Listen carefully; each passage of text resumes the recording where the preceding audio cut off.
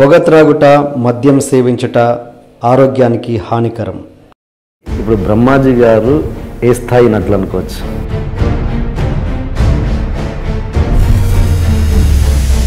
ఈ కృష్ణవంశీ గారి సింధూరంకి సంబంధించి రవితేజ గారు మీరు చేసినా కూడా సినిమా ఫ్లాప్ అయినా కూడా రవితేజ గారు ఏమో సూపర్ స్టార్ అయ్యారు. ఆ విషయంలో మీరు ఎప్పుడైనా ఫీల్ అవుతుంటారా? అది నేను చెప్పలేరు, నేను చెప్పకూడదు. ఎందుకు నేను పనికిరాను అని అందరూ చాలామంది చెప్పారు. ఆ టైంలో కృష్ణవంశీ గారు చేసింది నిజంగా గట్సీ. అంటే నాకు మాట ఇచ్చాడు వంశీ. నిన్నే పదార్థ షూటింగ్ జరుగుతున్నప్పుడు అన్నాడు, ఈ సినిమా సూపర్ డూపర్ అవ్వాలి, నువ్వు దేవుని కోరుకో. ఆ సినిమా సూపర్ డూపర్ అయితే నేను నిన్ను హీరోగా పెట్టి సినిమా ఊరికన్నా నిజంగా చెప్తున్నాను, నిన్ను రుణం తీర్చుకోవాలన్నాడు. యాక్చువల్ నాకు తెలియకుండా చేసిన చిన్న పని అది. ఏది? కృష్ణవంశీ బాగా స్ట్రగుల్ అవుతున్న రోజుల్లో సో దాని గురించి నాతో అంత పెద్ద సినిమా తీశాడు. అది మీది బాగా ఆదర్శవంతమైన వివాహం. మీ వైఫ్కి సెకండ్ మ్యారేజ్ అండ్ మీరు అని అంటే మీరు ఎలా జరిగింది మీ లవ్ స్టోరీ? గొప్ప విషయాలు కాబట్టి మిమ్మల్ని ఎక్స్ప్రెస్ చేయమని చెప్తున్నాను, అంతే, ఫోర్స్ చేస్తున్నాను. ఒకసారి చెన్నైలో ఉండేవాడిని, పరిచయం వాళ్ళు తన వాళ్ళ హస్బెండ్.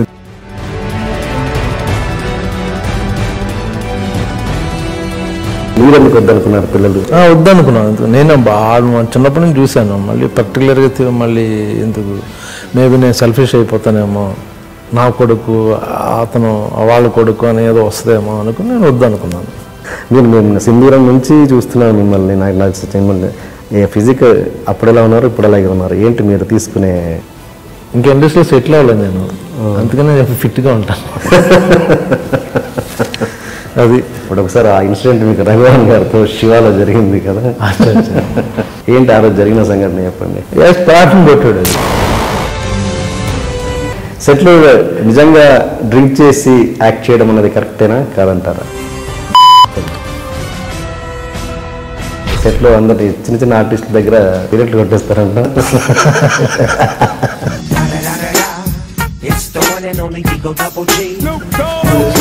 అండ్ టీజింగ్ కూడా మీరు ర్యాగింగ్ టీజింగ్ బాగా చేస్తారంట. చంపేస్తాను రా బొమ్మ, చంపేస్తా, కళ్యాణ్ గారికి చెప్తా ఎదురుగా, బాస్ మీ పర్మిషన్ తీసుకుంటా, కొరికే అంటాడు ఆయన. ఈ రాగమాట వచ్చి మీద కూడా కొరికేయడం, అలా సరదాగా. ఎక్కువ అటాచ్మెంట్, ఎక్కువ క్లోజ్నెస్ ఉన్న హీరో ఎవరు మీకు? పవన్ కళ్యాణ్. ఎందుకు ఆయనకి అంత అంటే ఏదో ఉంటుందిగా, చిన్న లింక్ ఉంటుంది కదా? ఎందుకో ఆయన పెద్దగా మాట్లాడరు ఎవరితో. 2 రోజులు మేము ఇద్దరం కూర్చొని 3 రోజులు మాట్లాడుతూనే ఉన్నాం. తర్వాత చిరంజీవి గారు పిలిచి ఏదో ఏమి మా వాడిని ఏం చేశాను ఏమో నాగబాబు చెప్తున్నాను.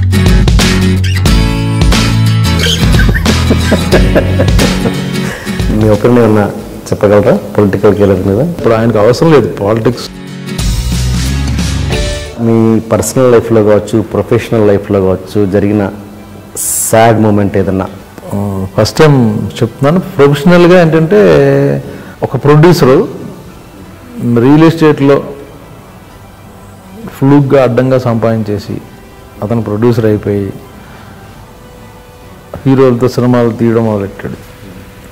నాకు ఆ ఇద్దరు హీరోలకి మధ్య రైవల్ సృష్టించాడు అతను బెనిఫిట్ కోసం. ప్రొడ్యూసర్ నటుడా? 6 నెలల్లో చాలా టార్చర్ అనిపించు అనమాట. ఇంత లాంగ్ కెరీర్ చూసినాక మీకు ఇండస్ట్రీ మీద మీ ఒపీనియన్ ఏంటి? నేనే సినిమా, నా వల్లే సినిమా అనుకున్న వాళ్ళు వెళ్ళిపోవడం చూశాను. నేనే నా అవసరం బట్టి వాళ్ళు పిలుస్తున్నారు అనుకుంటే, నీ అవసరం కొన్ని రోజుల తర్వాత పోద్ది. 300 రోజులు వర్క్ చేస్తున్నాను, నేను సెలబ్రిటీని అని నువ్వు ఇంట్లో బీసుకుపోయి ఒక ఫేస్లో పెట్టుకుని యాక్టర్ని అన్న తర్వాత నీ సినిమాలు లేకపోతే నువ్వు ఒంటరి చచ్చిపోతావు ఇంట్లో ఉండి. సో గో డూ, నీకు 6 వరకు నువ్వు యాక్టర్, ఆ తర్వాత నీ పనులు హ్యాపీగా చూసుకో. జీవితం మీద మీ ఫిలాసఫీ ఏంటి?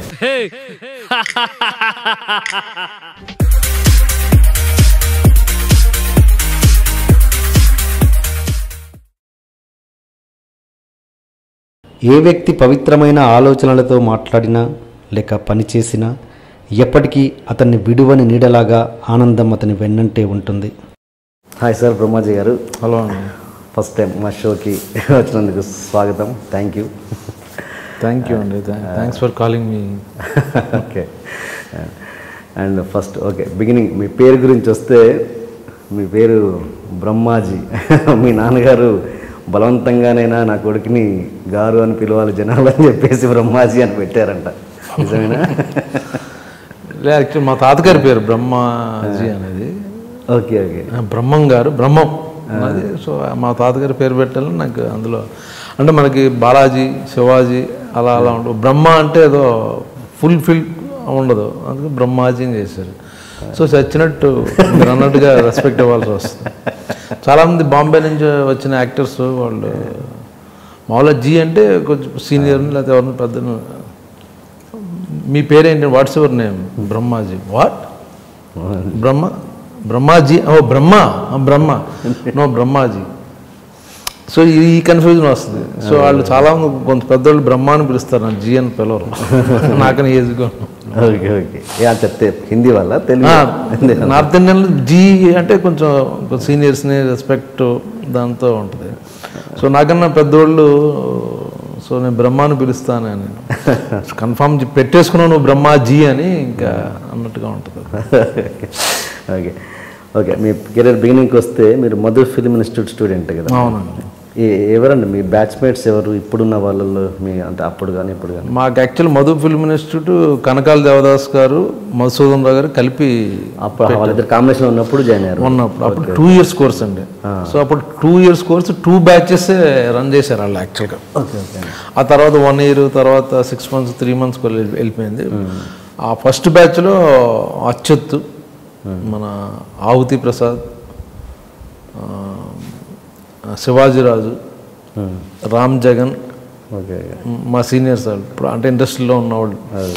అది మా సెకండ్ బ్యాచ్లో నేను, సూర్య, చిట్టి, అనంత్ గారి బ్రదర్. అనంత్ కాదు, మన ఇంకో చిట్టి అని మన ఆడి పేరు తెల్లగపడు, మా క్లాస్మేట్ అతను. వాడు ఒకడు ఉన్నాడు మాట. ఏంటి అసలు అంటే మీరు నిజంగా అది మీకు కెరీర్కి ఉపయోగపడిందా ఆ ఇన్స్టిట్యూట్ అన్నది? 100%. నాకు అంతకుముందు నేను చెన్నైలో ఏఎంఐ చేశానండి. ఆ ఏఎంఐ కూడా ఇండస్ట్రీకి టచ్లోకి వెళ్దాం ఆ వంక పెట్టుకుని వెళ్ళిపోయాను చెన్నై. ఓకే. ఆ టైంలో మా అడయార్ ఫిల్మ్ ఇన్స్టిట్యూట్ నుంచి ఇంటర్వ్యూస్, గవర్నమెంట్ ఫిల్మ్ ఇన్స్టిట్యూట్ అది, అందులో యాక్టింగ్కి ఒక 10-20 seats అనుకుంటా all over India, or maybe 10. ఎవరు చెప్పారు ఇలాగ అప్లికేషన్ వెళ్ళి సబ్మిట్ చేయని చేశాను. ఇంటర్వ్యూకి వెళ్ళా. నేనేమనుకున్నానంటే అక్కడ ఇంటర్వ్యూలో మార్క్స్, ఇంటర్మీడియట్ మార్క్స్ చూసి ఇచ్చేస్తారేమో అనుకున్నాను. నీకేమొచ్చు, డైలాగ్స్ కానీ ఇన్ని చేస్తాను ఐడియా కూడా లేదు నాకు. అక్కడ ఇంటర్వ్యూలు కూర్చుంటే పోస్టల్ గారు అబ్బాయి సంబడి తెలుగులో ఒక అతను ఉన్నారు. ఏంటి ఏం అడుగుతారంటే లోపల డైలాగ్ అడుగుతారు, చెప్పాలి. డైలాగా ఊరే నాకేం రాదు. బట్ లక్కీగా ఏంటంటే నేను కృష్ణ గారి ఫ్యాన్ అప్పుడు. సో అప్పుడు ఈనాడు అనే సినిమా డైలాగ్ ఏదో బాగా గుర్తుంది నాకు. ఆ డైలాగ్ వణుకుతూ చెప్పాను పైనుంచి కిందకి. అంటే ఇంచుమించు బయటోడికేమో ఈ డాన్స్ చేస్తున్నాడు అనుకుంటారు, ఆ ఇంటర్వ్యూ చేసేవాళ్ళేమో ఈ డైలాగ్ చెప్తాడు అనుకుంటారు. ఏం తెలియని బయట డాన్స్ చేస్తున్నాడు, ఏదో బ్రేక్ డాన్స్ అని. అది నా పరిస్థితి. షివర్ అయిపోయా. అప్పుడు నాకు అర్థమైంది ఏదో ప్రాక్టీస్ కావాలి, ఏదో సంథింగ్ ట్రైనింగ్ కావాలి, ప్రతి ఒక్కడు యాక్టర్ అవ్వలేడు అనుకుని అప్పుడు వాళ్ళు చిచ్చి అన్నారు అడయార్ ఫిల్మ్ ఇన్స్టిట్యూట్. అప్పుడు మళ్ళీ ఇక్కడికి వచ్చి మధు ఫిల్మ్ ఇన్స్టిట్యూట్కి. యాక్చువల్ మధు ఫిల్మ్ ఇన్స్టిట్యూట్లో ఫస్ట్ బ్యాచ్కి ట్రై చేశాను నేను. సేమ్ అదే పరిస్థితి, అదే సేమ్ అలాగే భయపడుతూ సేమ్ అడయార్లో చేసినట్టు అంతే, ఇంకా బెటర్గా చేశాను డాన్స్. అక్కడ ఏంటంటే కేపీ తెలకర్, మధుసూదన్ రావు గారు, చాలా పెద్ద పెద్దలు ఉన్నారు, సీనియర్స్ అందరు 10 మంది. ఇది కాదు అసలు, వాళ్ళు కూడా తీసుకోలేదు. నెక్స్ట్ టైం రామ్మా, నీకు ఇంకా ఫీర్ ఏదో ఉంది, నీకు ఆ ఫీర్ లేకుండా ఉంటే మేము నిన్ను ట్రైనింగ్ ఇచ్చి ఏదో చేయాలన్నారు. ఏం చేయాలి సార్ ఇంటికి వెళ్ళిపోయా. ఇంటికి వెళ్ళిపోయిన తర్వాత సెకండ్ ఇయర్కి ఇంట్లో అప్పుడు చెప్పా. ఫస్ట్ ఇయర్కి ఇంట్లో చెప్పలేదు, అడయార్లో ఇంట్లో చెప్పలేదు. సెకండ్ ఇయర్కి ఇలాగా నాకు ఇంట్రెస్ట్ ఉంది అంటే మా ఫాదర్ ఏమన్నారంటే నువ్వు దేనికి అంటే నీకు ఫస్ట్ ఆఫ్ ఆల్ స్టేజ్ నుంచి రాలేదు అండ్ నీకు సినిమాలో బ్యాక్గ్రౌండ్ సినిమాకి సంబంధించిన ఫ్యామిలీకి సంబంధించిన ఎవరు లేరు. సో బయట వాళ్ళు రావడం చాలా కష్టం. అసలు ఏదో కనెక్షన్ ఉండాలి కదా సినిమా ఫ్యామిలీ ఫ్రెండ్స్ లేకపోతే లేదు నాకు ఇంట్రెస్ట్. సో మొదట ఇంటర్వ్యూ ఫెయిల్ అయ్యాను కాబట్టి అక్కడ లోకల్గా ఒక మాస్టర్ దగ్గరికి వెళ్ళి స్టేజ్ యాక్టర్ దగ్గరికి వెళ్ళి 1 month ఇంటర్వ్యూకి ఏమో నాకు తెలుసు ఆల్రెడీ 2 ఇంటర్వ్యూస్కి వెళ్ళాను కాబట్టి నాకు తెలుసు ఏమేమి చేస్తారని ప్రాక్టీస్ చేసి అప్పుడు ఇంట్లో ఒప్పుకుంటూ వెళ్ళి మధు ఫిల్మ్ ఇన్స్టిట్యూట్ ఇంటర్వ్యూకి సెలెక్ట్ అయ్యాను అనమాట. Okay okay. సో అది కథ. అక్కడ అంటే ఏంటి ఎలా ఇన్స్టిట్యూట్ అంటే ఏంటి సార్, ఎలాంటి ఎక్సర్సైజ్ చేయించేవారు మామూలుగా? అంటే ఇది స్టాన్సిల్ విస్కీ సిస్టమ్ అని మామూలు ఇంటర్నేషనల్ సిస్టమ్ అది అందరూ ఫాలో అవుతున్నారండి. మా దేవదాస్ కనకాల్ గారు పూణే ఫిల్మ్ ఇన్స్టిట్యూట్ నుంచి వచ్చారు, అక్కడ కూడా అదే సిలబస్. సో ఏమి రానోడికి కూడా మొత్తం యాక్టింగ్ కావాల్సింది అబ్జర్వేషను, కాన్సన్ట్రేషను, ఎమోషనల్ మెమరీ, వీటిలన్నిటి మీద ప్రాక్టీస్ చేస్తారు.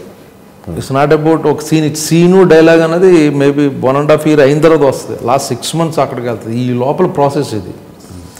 మాకు బిగినింగ్లో ఎగ్జాంపుల్ చెప్తున్నాను, ఇక్కడ ఒక పిన్ను పడేసాను ఎతకమనేవారు, అటువంటి ఎక్సర్సైజ్ ఉండేది.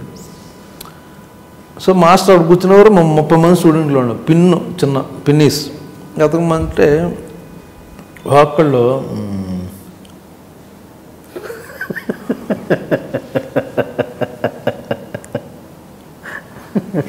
అని ఎవరికాడు అంటే ఇంప్రెస్ చేయడం, నేను ఎదుగుతున్నాను అని చెప్పే ప్రయత్నం ఎవరికాడు అలా చేశారు. ఇప్పుడు మాస్టర్ చెప్పాడు, నువ్వు నిజంగా ఏదో జోబులో ఏదో మర్చిపోయావు, ఏదో పెట్టావు, ఎలా ఎదుగుతావు, ఇది కదా ఎతికేది, ఇలా కదా ఎతకో కదా, ఓ ఓకే నిజాయితీగా అది సెర్చ్ చేస్తే చాలు, దానికి యాక్టింగ్ చేయక్కర్లేదు, ఎదుగుతున్నట్టు యాక్ట్ చేయక్కర్లా, ఎతుకు నిజంగా. ఇప్పుడు ఇది సింపుల్ కదా. సో అక్కడి నుంచి స్టార్ట్ అవుతుందండి యాక్టింగ్. సరే కొంతమంది ఏంటంటే ఫిల్మ్ ఇన్స్టిట్యూట్లో ట్రైనింగ్ అయ్యేవాళ్ళు యాక్టర్సా, దర్ ఆర్ బోర్న్ యాక్టర్స్, ఇన్స్టిట్యూట్కి వెళ్ళలేదు అని అంటారు. నాకు మటుకు పర్సన్ నాకు హెల్ప్ అయింది. అదే అంటున్నాను, ఒక ఇన్స్టిట్యూట్ లేకుండా ఒక మంచి ఆర్టిస్ట్ కాలేడంటారు, అవ్వచ్చు. డిపెండ్ ఆన్ బ్యాక్గ్రౌండ్ అన్న మనిషి బ్యాక్గ్రౌండ్, అతను బాగా చదువుకుని ఉండి ఆర్ట్స్ నుంచి మొదటి నుంచి ఇంక మేబీ లైక్ కొందరు అసలు ఏ ఎక్స్పీరియన్స్ ఉండదు, ఎవడో ఎక్కడో ఉంటాడు అని తీసుకొని సరదా యాక్ట్ చేయమంటాడు ఫ్రెండ్, బాగున్నారు ఫిజికల్ ఏదో బాగుంది, అటు పెద్ద యాక్టర్ అయిపోవచ్చు, చాలా బాగా చేయొచ్చు. అవును.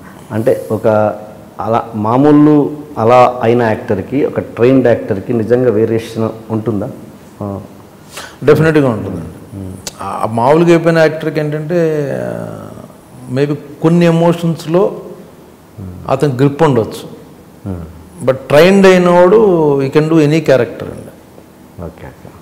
కొన్నిట్లో ప్లస్ అవ్వచ్చు, కొందరు నిజ జీవితం కూడా చాలా బాగుంటారు, స్పాంటేనియస్ టక్క మాట్లాడతారు, కొందరు సీరియస్గా ఉంటారు. వాడు కెమెరా ఫియర్ లేదనుకుంటే వాడు వచ్చి బాగా చేసేయచ్చు, but not in particular character, ఏదో ఆ క్యారెక్టరైజేషన్ వరకు ఈజ్ గుడ్. బట్ అన్నీ చేయాలి, మెచ్యూర్డ్ పెర్ఫార్మెన్స్ అంటే ఫిల్మ్ ఇన్స్టిట్యూట్లో జాయిన్ అయితేనే యాక్టింగ్ అని అంటలా, maybe life experience is itself as a training. So అన్ని ఇన్సిడెంట్లో అన్ని దాంట్లో అతను ట్రైన్ అయ్యాడేమో తెలియదు. అదే. సో ఈ can implement that on screen. Okay. మిమ్మల్ని అసలు యాక్టింగ్ వైపు మళ్లించిన సంఘటన సోమయాజులు గారి శంకరాభరణం సినిమాని విన్నాను. ఏంటి అది, ఆ ఇన్సిడెంట్ చెప్పండి. మా ఫాదర్ తహసీల్దార్ అండి. అప్పుడు శంకరాభరణం సినిమా వచ్చి ఒక పెద్ద, మీకు తెలుసు ఎంత క్రియేట్ చేసిందో అది పెద్ద, మనకు అప్పట్లో ఇప్పుడు హిందీలో షోలే ఎలాగో అక్కడ మనకు శంకరాభరణం తెలుగు. ఆయన డిప్యూటీ కలెక్టర్ సోమయాజులు గారు ఆ టైంకి. సో రెవెన్యూ డిపార్ట్మెంట్ కాబట్టి మా ఫాదర్ వాళ్ళు ఏదో ఆఫీస్ నుంచి అన్ని ఊళ్ళ నుంచి పిలిచి ఆయన సన్మానం చేస్తున్నారు, ఆల్ డిపార్ట్మెంట్స్, రెవెన్యూ డిపార్ట్మెంట్ పర్టికులర్గా. ఆ టైంకి ఏలూరు వచ్చారు ఆయన. సో ఏలూరులో ఆయన పిలవడం, సన్మానం చేయడం. ఆ టైంకి నేను ఒక 12 సార్లు చూశాను శంకరాభరణం. నేను పర్సనల్గా ఒకసారి. అప్పుడు ఎంత మీ ఏజ్? నేను స్కూల్లో ఉన్నానండి, 9th or 8th or something, maybe 10th ఆ టైంలో. మా ఊరి నుంచి చుట్టాలు వస్తే ఆమెను తీసుకెళ్ళడానికి అలా కలిపి 12 సార్లు అయింది అది. ఎవరు వచ్చినా నేను తీసుకెళ్ళాను కూడా. ఆ సినిమా అలా చూశారు. అక్కడ సినిమా మానేసిన వాళ్ళు కూడా ముసలోళ్ళు, వాళ్ళు నానమ్మలు, అమ్మమ్మలు, తాతయ్యలు అందరూ వేరే ఊళ్ళ నుంచి వచ్చి ఏదో సినిమా బాగుందని చూడాలంటే వాళ్ళందరినీ తీసుకెళ్ళి అలా 12 సార్లు అయింది. స్వామినాథన్ గారు అంటే నాకు ఫాదర్ ఇది కాబట్టి నేను కొంచెం స్టేజ్లో పక్కన వింగ్లో చూడవచ్చు అవకాశం అన్నమాట. ఆయన కూర్చుని ఉంటే వచ్చి అందరూ అసలు దేవుని చూసి ఊగిపోయి ఏడ్ చేసి కాళ్ళ మీద పడిపోతున్నారు. అంటే ఒక భగవంతుని ఫీలింగ్. సో అక్కడేదో నాకు స్ట్రైక్ అయింది. ఒక సినిమా ఒక యాక్టర్గా ఎంత పాపులర్ అంటే మనసును దోచేయడం అంటారు, ఒక భగవంతుల్లో చూశారు అది. సో అది నాకు స్ట్రాంగ్గా అప్పటి నుంచి యాక్ట్ అవ్వాలనుకున్నాను. ఇప్పుడు అలాంటి పరిస్థితి ఉందంటారా? ఒక ఆర్టిస్ట్ని చూసి జనాలు అంతగా పిచ్చిగా చూసేంత లేదు కదా. ఇప్పుడు ఏదో నచ్చుతారు, అంతే నచ్చుతారు. అప్పట్లో ఓన్లీ సినిమా అనేది ఎంటర్టైన్మెంట్ అందరికీ. ఇప్పుడు చూడండి, ఇప్పుడు సూపర్ హిట్ సినిమాలు, ఇప్పుడు అప్పట్లో ఆడిన సినిమాలు ఇప్పుడు చూసి నవ్వుకుంటాం. ఈ సినిమాలు చూసేసారా అంటారు ఇప్పుడు ఈ జనరేషన్ చూసి. మాకు అప్పట్లో అదే దిక్కు.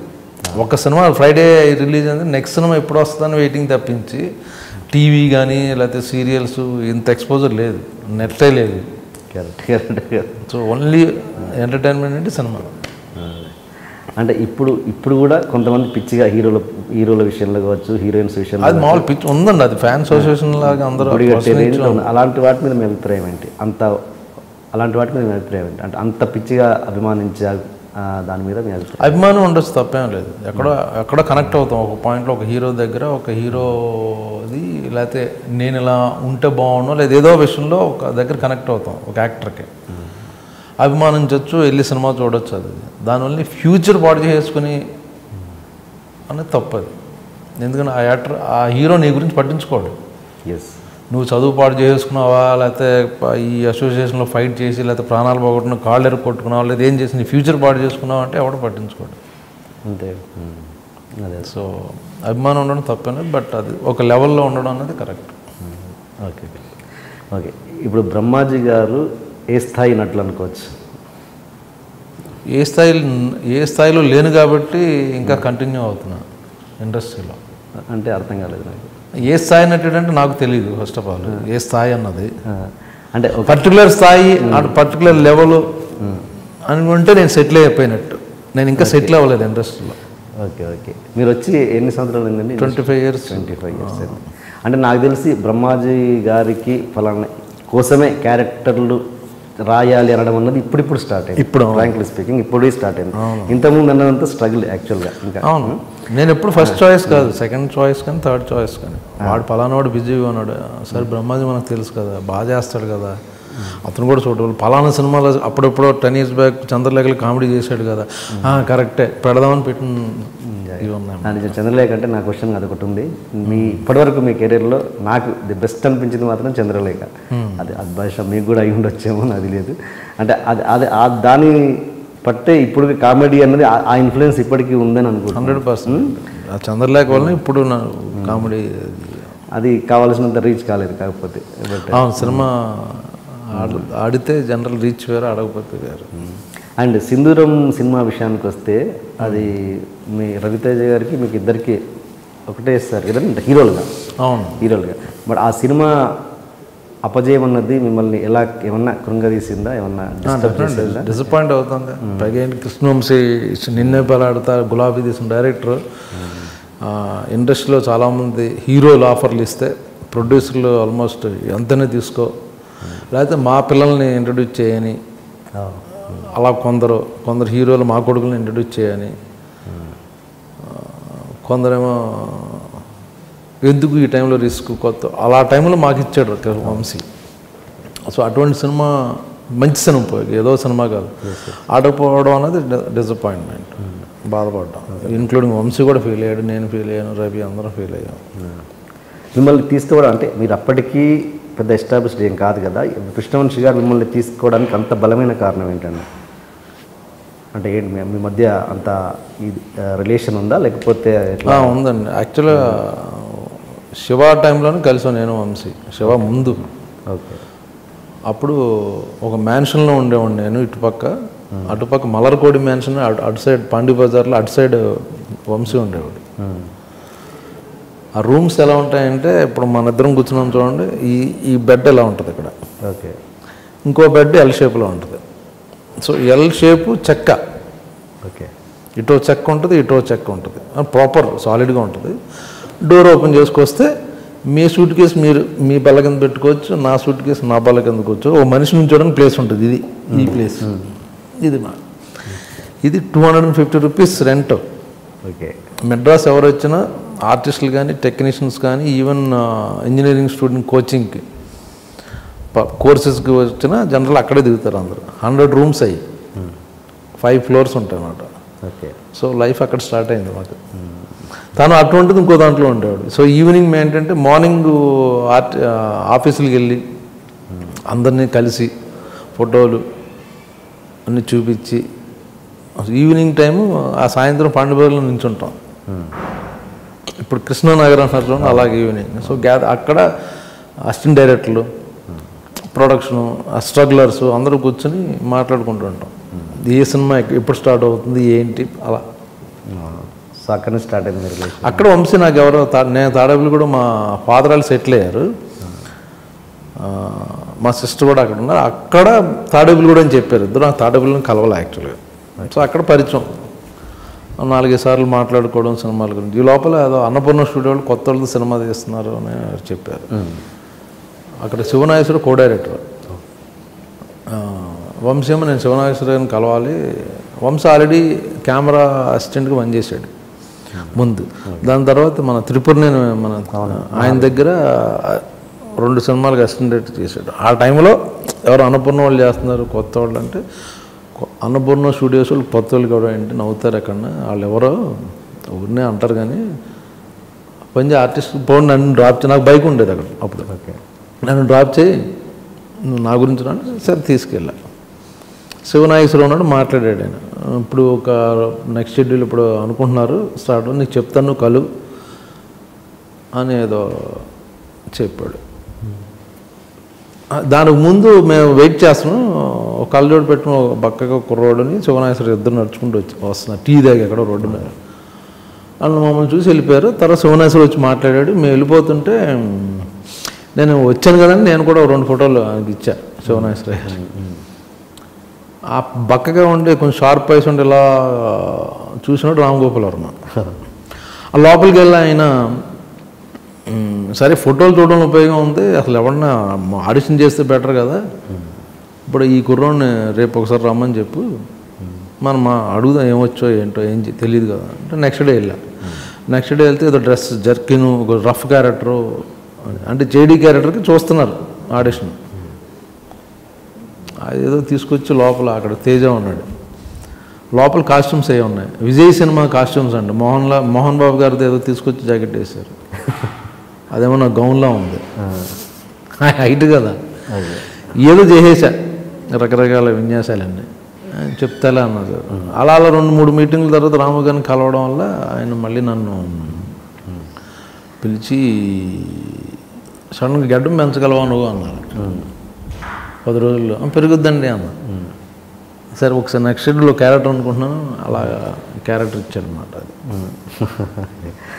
అంటే అదే సినిమాకి కృష్ణవంశీ గారి సింధూరంకి సంబంధించి రవితేజ గారు మీరు చేసినా కూడా సినిమా ఫ్లాప్ అయినా కూడా రవితేజ గారు ఏమో సూపర్ స్టార్ అయ్యారు, మీ కెరీర్ ఏమో సాఫీగా నడుస్తుంది కానీ అంత స్టార్డమ్ రాలేదు. బట్ ఆ విషయంలో మీరు ఎప్పుడైనా ఫీల్ అవుతుంటారా? సింధూరం సినిమాతో రవితేజ సూపర్ స్టార్ అవ్వాలా. సింధూరం సినిమా ఫ్లాప్ అయింది, ఇద్దరు అగైన్ బ్యాక్ టు స్ట్రగుల్. అవునా? స్ట్రగుల్ మీన్స్ అగైన్ ఏం చేయాలి అని. వంశీ ఇమ్మీడియట్గా నన్ను ఏంటంటే సరే సీరియస్ క్యారెక్టర్లో ఇంట్రడ్యూస్ చేశాను నేను.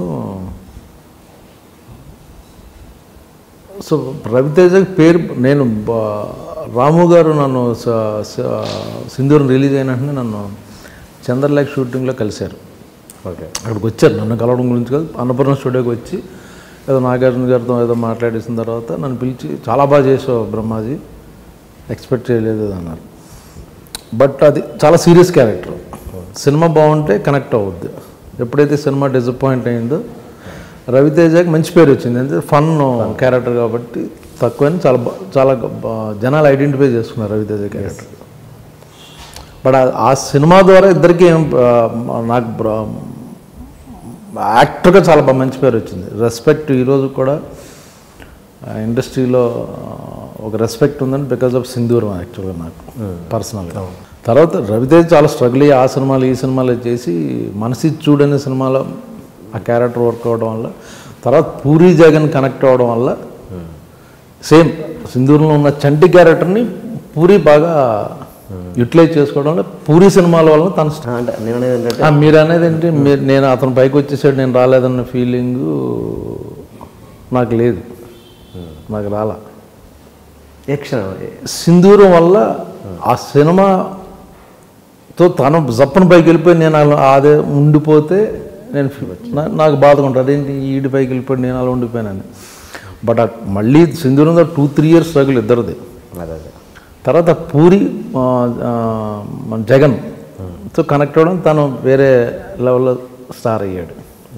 అంటే తర్వాత అయినా కూడా జర్నీ ఒకేసారి స్టార్ట్ అయింది కదా. ఓకే, రవితేజని వదిలిపెట్టండి, మిగతా క్యారెక్టర్ మన తర్వాత వచ్చిన వాళ్ళు మన పైకి వెళ్ళిపోయినా ఇక్కడే మానవ సహజం కదా, మీరని కాదు మామూలుగా మానవ సహజం. అంటే తర్వాత మనది ఇంకా బ్రేక్ రావట్లేదు, సరైన బ్రేక్ అన్నది ఫీలింగ్ ఎప్పుడు రాలేదా మీకు? లేదండి యాక్చువల్గా నాకు, ఎందుకంటే నేను హీరో అయిపోతే నేను ఇండస్ట్రీకి రాలేదు ఫస్ట్ ఆఫ్ ఆల్. ఓకే, పెద్ద స్టార్ అయిపోదాం ఆ ఆశలు లేవు ఫస్ట్ నుంచి. సో ఆ డిసప్పాయింట్మెంట్ నాకు అంతగా లేదు. ఒక 5% ఉంటుంది. ఇది రవితేజ పైకి వచ్చేసాడన్న బాధ కాదు, నేను కూడా వస్తే బాగుండనే ఫీలింగ్ తప్పించి, నేను కూడా బెటర్గా చేస్తా అన్న ఫీలింగ్ తప్పించి, రవితేజ వెళ్ళిపోయాడు కాబట్టి తను కంపేర్ చేసుకుని నేను కూడా అయిపోవాలన్న ఆ ట్రాక్లో ఎప్పుడు లేను నేను. ఎలా ఉంటుందండి మీ ఇద్దరి మధ్య రిలేషన్? అందుకే ఆ రిలేషన్ వల్ల నాకు ఆ ఫీలింగ్ లేదు. స్ట్రగ్లింగ్ డేస్ నుంచి మేము ఇద్దరం కలిసి ఉండేవాళ్ళం. సింధూర్ ఈవెన్ యాక్చువల్ నిన్నే పిల్లాడితాకి రవి యాక్టర్గా ఇంకా ట్రై చేయడం మానేసి నేను పనికిరాను అని అందరూ చాలామంది చెప్పారు. అతను పనికిరాడు, ఎందుకు నువ్వు వేరే లైన్లో ట్రై చేయాలంటే తను అసిస్టెంట్ డైరెక్టర్గా అయ్యి నిన్నే పిల్లాడితాకి అసిస్టెంట్ డైరెక్టర్. ఆ టైంలో తను కొంచెం ఇమిటేషన్ బాగా చేసేవాడు యాక్చువల్గా. అనిల్ కపూర్ వాక్ కానీ రెగ్యులర్గా మిమిక్రీ చేసేవాడు కాకుండా యాక్చువల్గా అతను చూసి యాక్టర్ని చూసి అలా బిహేవ్ చేయడం అన్నది తను బాగా చేసేవాడు. ఆ టైంలో నేను లంచ్ టైంలో చూసేవాడిని. ఒకరోజు నేను చేయమని చెప్పాను నాగార్జున తప్పు వాళ్ళ ముందు. తను అమ్మ వద్దు అంటే నేను పుష్ చేసేవాడిని, సరే చెయ్యి తను నడుచుకుంటూ వస్తే అనిల్ కపూర్ బయట అలా వాక్ చేస్తాడు అనేది తప్పు కింద పడిపోయింది చైర్లోంచి నవ్వేసి, అంత బాగా చేసాడు అన్నమాట. ఆ టైంలో అతను చూసి మన వంశీ గారు ఒక కన్ను ఉంటుంది అన్నమాట, చూస్తుంటాడు అందరిని.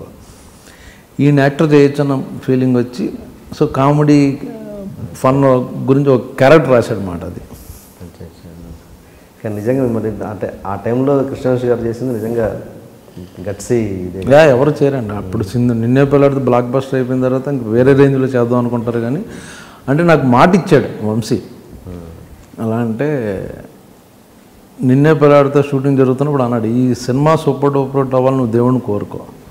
ఆ సినిమా సూపర్ డూపర్ హిట్ అయితే నేను నిన్ను హీరోగా పెట్టి సినిమా ఊరికని నిజంగా చెప్తున్నాను, నిన్ను రుణం తీర్చుకోవాలన్నాడు. రుణం ఏంటి, నువ్వు గులాబీ ఇచ్చావు నాకు, నిన్నే పిల్లాడితే ఇచ్చావు. యాక్చువల్ నాకు తెలియకుండా చేసిన చిన్న పని అది. ఏది? కృష్ణవంశీ బాగా స్ట్రగుల్ అవుతున్న రోజుల్లో నేను కూడా స్ట్రగుల్ అవుతున్నా. నాకు ఇంటి దగ్గర డబ్బులు వచ్చాయి, నా ఫాదర్ పంపించారు. వంశీ తీసుకోవాలి ఇంట్లో డబ్బులు కానీ, ఇంట్లో వాళ్ళతో వచ్చాడు అంతే. తను బాగా చదువుకున్నాడు, ఎంఏ అది, బట్ ఒక డైరెక్టర్ అవ్వాలని దాంతో వచ్చాడు. డబ్బులు తీసుకున్న తను కలిసిన రోజున రెండోసారి మాటల్లో నైట్ 8:30 అయింది. నాకు అక్కడ పాండి బజార్లో ఒక చిన్న హోటల్లో మంత్లీ టికెట్ ఉండేది.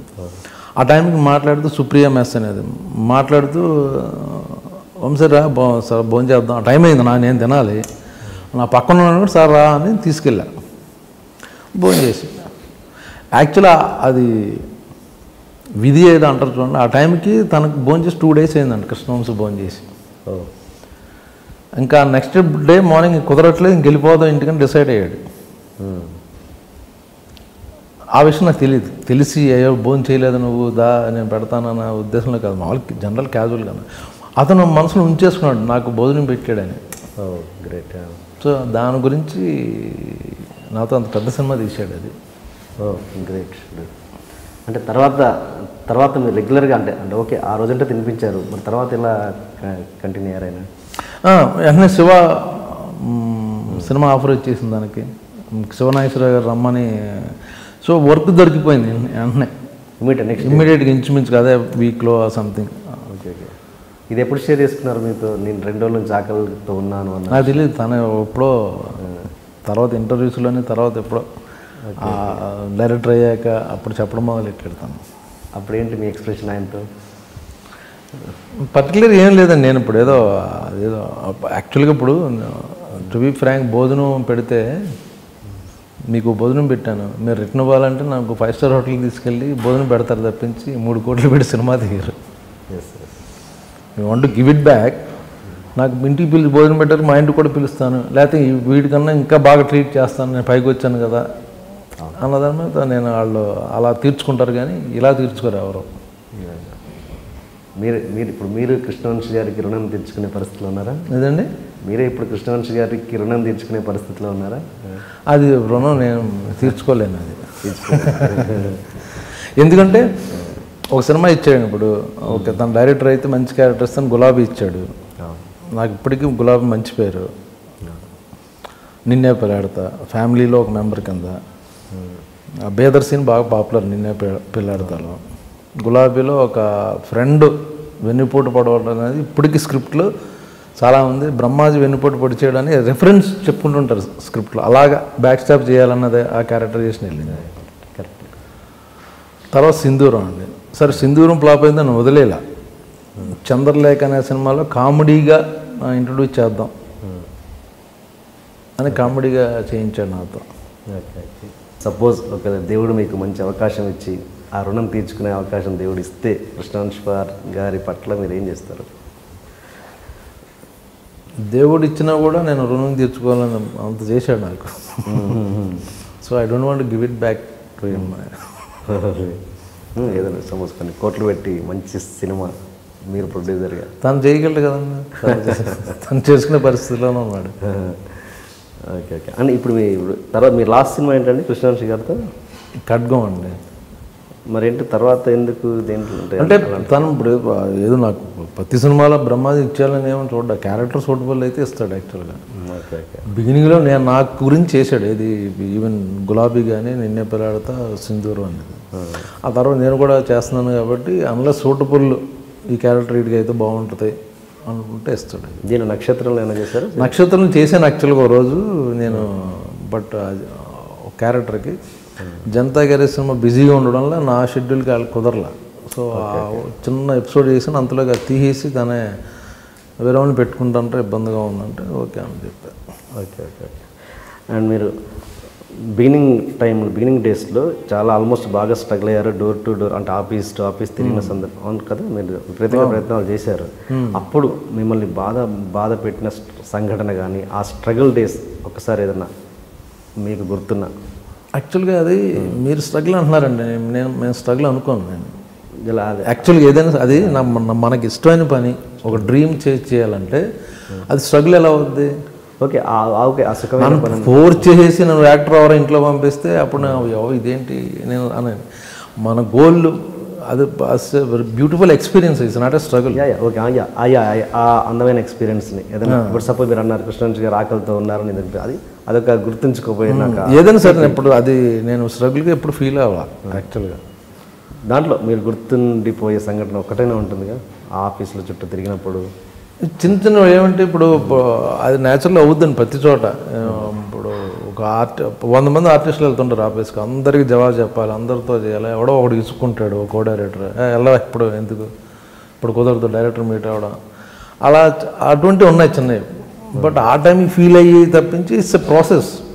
ఇప్పుడు అప్పుడు బాధపడతాం, తర్వాత కరెక్టే కదా, ఇప్పుడు ఆఫీస్కి బొలంది మంది వస్తుంటారు, అందరికీ జవాబు చెప్పి అందరికీ ఇచ్చేయాలని.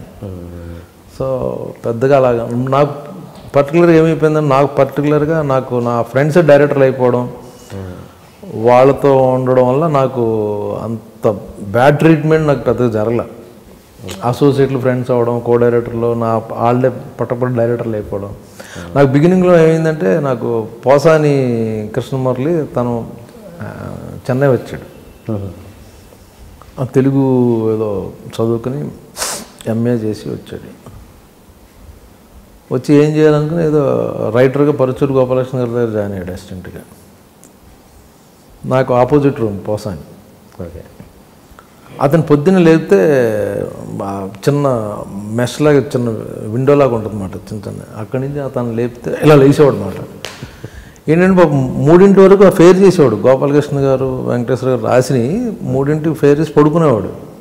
ఆ 2 అవర్స్ స్లీప్ ఉండేది తనకి. తను ఫ్రెండ్ అయ్యి తన ఇన్సిడెంటే పరుచూరు గోపాల, నాకు ఎక్కువ ఆఫీసుల చుట్టూ తిరగడం కన్నా Paruchuru brothers top writers whole industry వాళ్ళ ఆఫీస్కి వచ్చేవారు.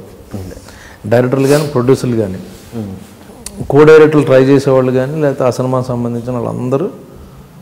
సో నూతన్ ప్రసాద్ గారి ఇంటి పైన పరుచూరు బ్రదర్స్ ఆఫీస్ అక్కడ. ఆ పక్కనే సూర్య, మన హీరో సూర్య వాళ్ళు ఇల్లు మాట. సో అక్కడికి వెళ్ళి ఉండేవాడు నేను. మురళి అక్కడ ఉండు అనేవాడు. సో అందరూ అక్కడికి వచ్చేవారు కాబట్టి నెమ్మదిగా మురళి మా ఫ్రెండ్ అండి అని. సో మురళి చాలా హెల్ప్ చేశాడు. అలాగే పరుచూరు బ్రదర్స్ చాలా హెల్ప్ చేశారు నాకు. వెంకటేశ్వర గారు, గోపాలకృష్ణ గారు, వాళ్ళు క్లోజ్ సర్కిల్లో డైరెక్టర్లు. వాళ్ళు చెప్తే పెట్టేసుకునేవాళ్ళు. మన వై నాగేశ్వరరావు గారు కానీ, వీళ్ళ సినిమాల్లో నన్ను దూరి చేసేవారు. పోసాని గారు అప్పటి నుంచి రెబలేనా ఆయన మనస్తత్వం? అప్పుడు మొదటి నుంచి అలాగా అక్కడే ఉండి స్ట్రగుల్ అవుతూ తను రైటర్గా ఉంటూ మళ్ళీ ఎక్కడో తను పిహెచ్డీ చేయడానికి మళ్ళీ చెన్నై యూనివర్సిటీకి వెళ్ళి తిరిగి అంత స్ట్రగుల్ అయ్యాడు. సో అప్పుడు నాకు పరుచూరు బ్రదర్స్కి చెప్పి, అతనుకున్న పరిచయం ఉన్న డైరెక్టర్లతో వాళ్ళతో చెప్పి చిన్న చిన్న క్యారెక్టర్లు చేసేవాడిని. ఓకే. అంటే ఓకే, మీరు బేసిక్ అంటే మీరు ఇప్పుడు సరైన సక్సెస్ అన్నది ఇప్పుడు చూస్తున్నారు కదా. ఇంత ఈ 25 ఇయర్స్లో పెద్దగా అంటే మీరు చిన్న చిన్న క్యారెక్టర్లు వేసినా కూడా అంత మీ కెరియర్కి సరిపడా, మీ లైఫ్కి సరిపడా ఇన్కమ్ని సంపాదించుకున్నారా? దీని మీదనే, ఇండస్ట్రీ మీదనే మీరు బేస్ అయి ఉన్నారా, లేకపోతే మీకు ఏదైనా అదర్ ఇన్కమ్? లేదండి, ఇండస్ట్రీ మీద అయ్యాను. ఇండస్ట్రీ మీద అయ్యాను. అంటే మీరు చేసిన క్యారెక్టర్ ఇంత సరిపడా వచ్చిందంటారా? Okay okay. ఇప్పుడు సరైన బ్రేక్ కదా ఇప్పుడు అంటే. ఓకే, ఇంకేమైనా అదర్ ఉన్నదా? లేదు. ఓకే. మీరు పెద్దగా అంటే మీ క్యారెక్టర్ చూస్తుంటే పెద్దగా చొచ్చుకుపోయే రకం కాదు, పెద్దగా మస్కాలు కొట్టి చేసే క్యారెక్టర్ అయితే మీరు అస్సలు కాదని క్లియర్గా అర్థమవుతుంది. ఎలా గెట్ ఆన్ అవ్వగలిగారు ఇండస్ట్రీలో? జెన్యున్గా ఉంటే వర్కౌట్ అవుద్దని నా మేబీ లేట్ అవ్వచ్చు. ట్రూత్ఫుల్గా, జెన్యున్గా, సిన్సియర్గా ఉంటే ఎవరితోనైనా సరే. మస్కా కొట్టేసి లేదా వాళ్ళని పడేసి అనేది అది షార్ట్ టైం సక్సెస్ అండి. అది మేబీ 1-2 ఇయర్స్ పటపట రావచ్చు. ఆ తర్వాత నీ గురించి తెలిసిపోద్ది అవతలవాడికి. We can't pretend that long. So జెన్యున్గా ఉంటే సరిపోద్ది కదా. బెస్ట్ గేమ్ ఏంటంటే గేమ్లు ఆడడం అంటారు లైఫ్లో. Fair game is the best game. ఫెయిర్గా ఉండు, ఎప్పటికైనా వస్తుంది. ఎప్పటికైనా లేట్ అయినా సరే తర్వాత రియలైజ్ అవుతారు, వస్తుంది. సో మీ టైం ఇప్పటి నుంచి స్టార్ట్ అయింది అనుకోవచ్చు. ఇంకా ఎక్కడ బ్రేక్ లేకుండా ఇప్పుడు బాగుంది. బట్ అప్పుడు ఏదో బాగుంది కదా అని నేను యాక్చువల్గా బుద్ధిస్ట్ని కాదు కానీ బుద్ధిజం ఫిలాసఫీ ఒకటి ఫాలో అవ్వడం వల్ల నేను ఆ ఫిలాసఫీ ఏం చెప్పొద్దంటే హై లైఫ్ కండిషన్స్, మనిషికి లో పీరియడ్, హై పీరియడ్ ఏదో ఉంటుంది. కూర్చుని ఆడవద్దని చెప్తుంటుంది ఆ ఫిలాసఫీలో. ఒక ప్రాబ్లం ఉంది, 10 రోజులు ఏడుస్తూ కూర్చుంటాం, బాధపడతాం, ఇది. బట్ 11వ రోజు ఆ ప్రాబ్లం సాల్వ్ అయిపోద్ది. బట్ ఈ 10 రోజులు ఎందుకు ఏడ్చావు నువ్వు? నీకు తెలుసు కదా 11వ రోజు అయిపోద్దని. సో ఆ ఫిలాసఫీ వల్ల నేను ఎప్పుడు నా ఫ్యూచర్ ఉంది అని నేను కృంగిపోలా. ఓకే. సో కాన్ఫిడెంట్గా ఉన్నా. సో అది చాంటింగ్ చేసాం అనమాట. అది ఇట్స్ అబౌట్ లోటస్ సూత్ర నమ్య రింగే కానీ. So morning and evening chanting చేస్తా. దానివల్ల నాకు ఇప్పుడు సక్సెస్ వచ్చిందని ఎగిరిపోవడం లేదు, అలాగ ఫ్లాప్ కదా అని లేకపోతే ఏం బాగుంటలేదని కూర్చొని ఆడవడం జరగలేదండి. మీరు బుద్ధిజంకి అట్రాక్ట్ అవ్వడానికి ఏంటి రీజన్? నా వైఫ్ తను బాగా ప్రాక్టీస్ చేస్తుంది. ఓకే. సో దాని ద్వారా నాకు కూడా చెప్పడం చూడడం నచ్చింది నాకు. It's not about pillars. ఇప్పుడు ఏంటంటే మనం ఏం చేస్తామంటే నా గురించి నేను ప్రే చేసుకుంటాను. తిరుపతి బాలాజీ దగ్గరికి వెళ్ళి ఆ దేవుడి దగ్గరికి వెళ్ళి నాకు ఇది ఫలానా కావాలి, నాకు ఫలానా కావాలని. ఈ ఫిలాసఫీలో ఏంటంటే ఎదుటి వాళ్ళ గురించి కూడా వాళ్ళ హ్యాపీనెస్కి నువ్వు ప్రే చేస్తే యూ గెట్ బెనిఫిట్. ఎగ్జాక్ట్లీ. మీరు సపోజ్ మీరు మీ శ్రేయస్సు గురించి మీ బాగు గురించి నేను ప్రే చేస్తే ఆటోమేటిక్గా ఇండైరెక్ట్గా నాకు కూడా బెనిఫిట్ వస్తుంది. ఎగ్జాక్ట్లీ. మీది బాగా ఆదర్శవంతమైన వివాహం. అది అంటే ఎలాగంటే మీరు ఓపెన్గా ఉన్నారు, మీరు ప్రతి విషయాన్ని ఏది సీక్రెట్గా ఉంచుకోలేదు, professional thing and personal thing. And చెప్పారు మీరే చాలాసార్లు ఓపెన్గా. మీది మీ వైఫ్కి సెకండ్ మ్యారేజ్ అండ్ మీరు అని అంటే మీరు ఎలా జరిగింది మీ లవ్ స్టోరీ? అంటే మీ లవ్ స్టోరీ ఎలా జరిగింది చెప్తారా కొంచెం? ఒకసారి చెన్నైలో ఉండేవాడిని, పరిచయం అవడం, వాళ్ళు తను అలా హస్బెండ్ని డైవర్స్ ఇచ్చిన తర్వాత కొన్నాళ్ళు మేము జర్నీ చేసాం. తర్వాత నేను ఇద్దరం పెళ్లి చేసుకున్నాను. అంటే ఎక్కడో ఏమంటారు కనెక్ట్ అయిన విషయాలు ఉంటాయి కదా, ఎందుకంటే అది రెగ్యులర్ మ్యారేజ్ కాదు కాబట్టి అడుగుతున్నాను. ఇప్పుడు అందరూ అలా చేసుకుంటున్నారు. రెగ్యులర్ ఏముంది అందులో, ఇర్రెగ్యులారిటీ ఏముంది? అంటే ఎక్కడో ఒక మనిషిని మామూలుగానే అవును ఎక్కడో నచ్చితే కనెక్ట్ అవుతుంది. అది పెళ్ళి అయినా పెళ్ళి అవ్వకపోయినా but things are like that ఉన్నప్పుడు కనెక్ట్ అవుతాం కదా. అంటే ఇలాంటి కొన్ని గొప్ప విషయాలు కాబట్టి మిమ్మల్ని ఎక్స్ప్రెస్ చేయమని చెప్తున్నాను అంతే, ఫోర్స్ చేస్తాను. ఇందులో గొప్ప విషయం ఉందండి. డెఫినెట్గా గొప్ప విషయం. అంటే ఒక ఆదర్శ పెళ్ళి అవ్వకపోవడం, ముందు అవ్వకపోవడం అన్నది మనం పట్టించుకోం. బట్ బయట వేరే అమ్మాయిని అలా కలిసి మనం ఎలా అట్రాక్ట్ అవుతాం, లేకపోతే మనం అవతల వాళ్ళకి ఎలా నచ్చుతాం అన్నదే మ్యాటరే. ఆ ఫ్లాష్ బ్యాక్ పెళ్ళి అయిందా లేదా అన్నది మనకు సంబంధం లేదు. ఓకే. అది అది అది అది అది చేయడానికి రిసీవ్ చేసే అది ఇంకో ఇంటర్వ్యూలో లవ్ ప్రేమ పెళ్ళి అనే ఇంటర్వ్యూ మీద పెడితే అందులో ఒక 2 hours దాని గురించి సెపరేట్ చేస్తాను. ఓకే. అండ్ మీకు ఆవిడకి అబ్బాయి ఉన్నారు కదా, మొన్న పెళ్ళి కూడా చేసుకున్నాను. అంటే మీకు ఇది కూడా మళ్ళీ ఆదర్శవంతం, మళ్ళీ దీనికి ఇంకో క్లాస్ పెట్టమంటారేమో. మరి మళ్ళీ మీరు ఎందుకు వద్దనుకున్నారు? పిల్లలు వద్దనుకున్నారా లేకపోతే? వద్దనుకున్నాను. నేను చిన్నప్పటి నుంచి చూశాను. మళ్ళీ పర్టికులర్గా మళ్ళీ ఎందుకు, మేబీ నేను సెల్ఫిష్ అయిపోతానేమో, నా కొడుకు అతను వాళ్ళ కొడుకు అని ఏదో వస్తుందేమో అనుకుని నేను వద్దనుకున్నాను. అదేదో పెద్ద ఆదర్శం లేకపోతే అంటే నేను ఫీల్ అవ్వట్లేదు. ఆచరించే వాళ్ళకి ఎప్పుడో సింపుల్గా ఉండొచ్చు, ఎదుటి వాళ్ళకి కదా ఆదర్శంగా ఉండొచ్చుగా. ఓకే. అండ్ అబ్బాయికి మీకు ఎలా ఉంటుందండి రిలేషన్? బాగుంటుందండి. ఓకే. మొన్నే మ్యారేజ్ చేశారు. ఏంటండి అబ్బాయి ఏం చేస్తుంటారు? Actually is into merchant navy అండి. అంటే షిప్పింగ్ దాంట్లో సెకండ్ ఆఫీసరు. అంటే వాళ్ళ ఫ్యామిలీ వాళ్ళ మావయ్య కానీ వాళ్ళ తాతగారు వీళ్ళందరూ merchant navy, they are into sailing. So అది ఆ ఇంట్రెస్ట్ మీద. సరే పెళ్ళి అయిన తర్వాత 1 year తర్వాత నాకు అక్కడ ఉండబుద్ధి లేదు, నేను ఇక్కడ హైదరాబాద్లో ఉంటాను అన్నాడు. సరేలే ఓకే ఏం చేస్తామంటే సినిమా ఇంట్రెస్ట్ లేదు. సరే అగైన్ నా friend Krishna Vamsi back to square, అరే ఎందుకు నా దగ్గర పంపించి నేను చూసుకుంటాను అంటే ఇప్పుడు తన దగ్గర ఎడిగా పని చేస్తున్నాడు. అది అవునా? అవును. ఇది నక్షత్రం సినిమాకి తనే చేస్తున్నాడు అనమాట. అవునా? Okay okay okay. ఎలా ఉంటుంది మీ సినిమాలు చూస్తాను, ఎలా రియాక్ట్ అవుతుంటారు మీ మీద? యాక్చువల్ సినిమా పెద్ద టాపిక్ రాదు మా ఇంట్లో, ఎప్పుడూ ఏదో జనరల్ తప్పించి. అందుకే అంటే సినిమా అయిపోయింది, 6 o'clock ప్యాకప్ అయిపోతే సినిమా అయిపోయింది. ఇంట్లో సినిమా జనరల్గా ఉండదండి. వైఫ్ ఏం చేస్తుంటారండి? తను ఇంటీరియర్ డిజైనర్ అండి. సో యాక్చువల్గా మీరు అన్నారు ఇందాక అడిగారు ఇది మీరు నాకు సినిమాలు లేనప్పుడు తనే పోషిస్తుంది. తను ఇంటీరియర్ చేయడం వల్ల ఆ డబ్బులు వస్తుంటే దాంతో అలా సర్వ్ అయ్యమాట. Okay okay okay. మీరు సింధూరం నుంచి చూస్తున్నాను మిమ్మల్ని. నాకు ఫిజిక్ అప్పుడు ఎలా ఉన్నారు, ఇప్పుడు అలాగే ఉన్నారు. ఏంటి మీరు తీసుకునే ఇది మీ జాగ్రత్తలు? ఇంకా ఇండస్ట్రీలో సెటిల్ అవ్వలేదు నేను, అందుకనే ఫిట్గా ఉంటాను.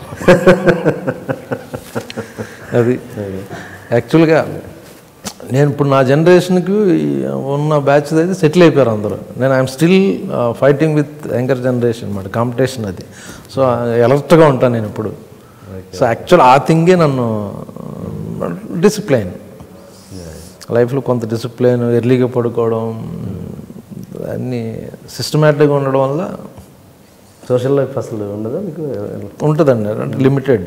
నా ఫ్రెండ్స్ ఉన్నారు కొందరు, వాళ్ళు మా ఇంటికి వస్తుంటారు.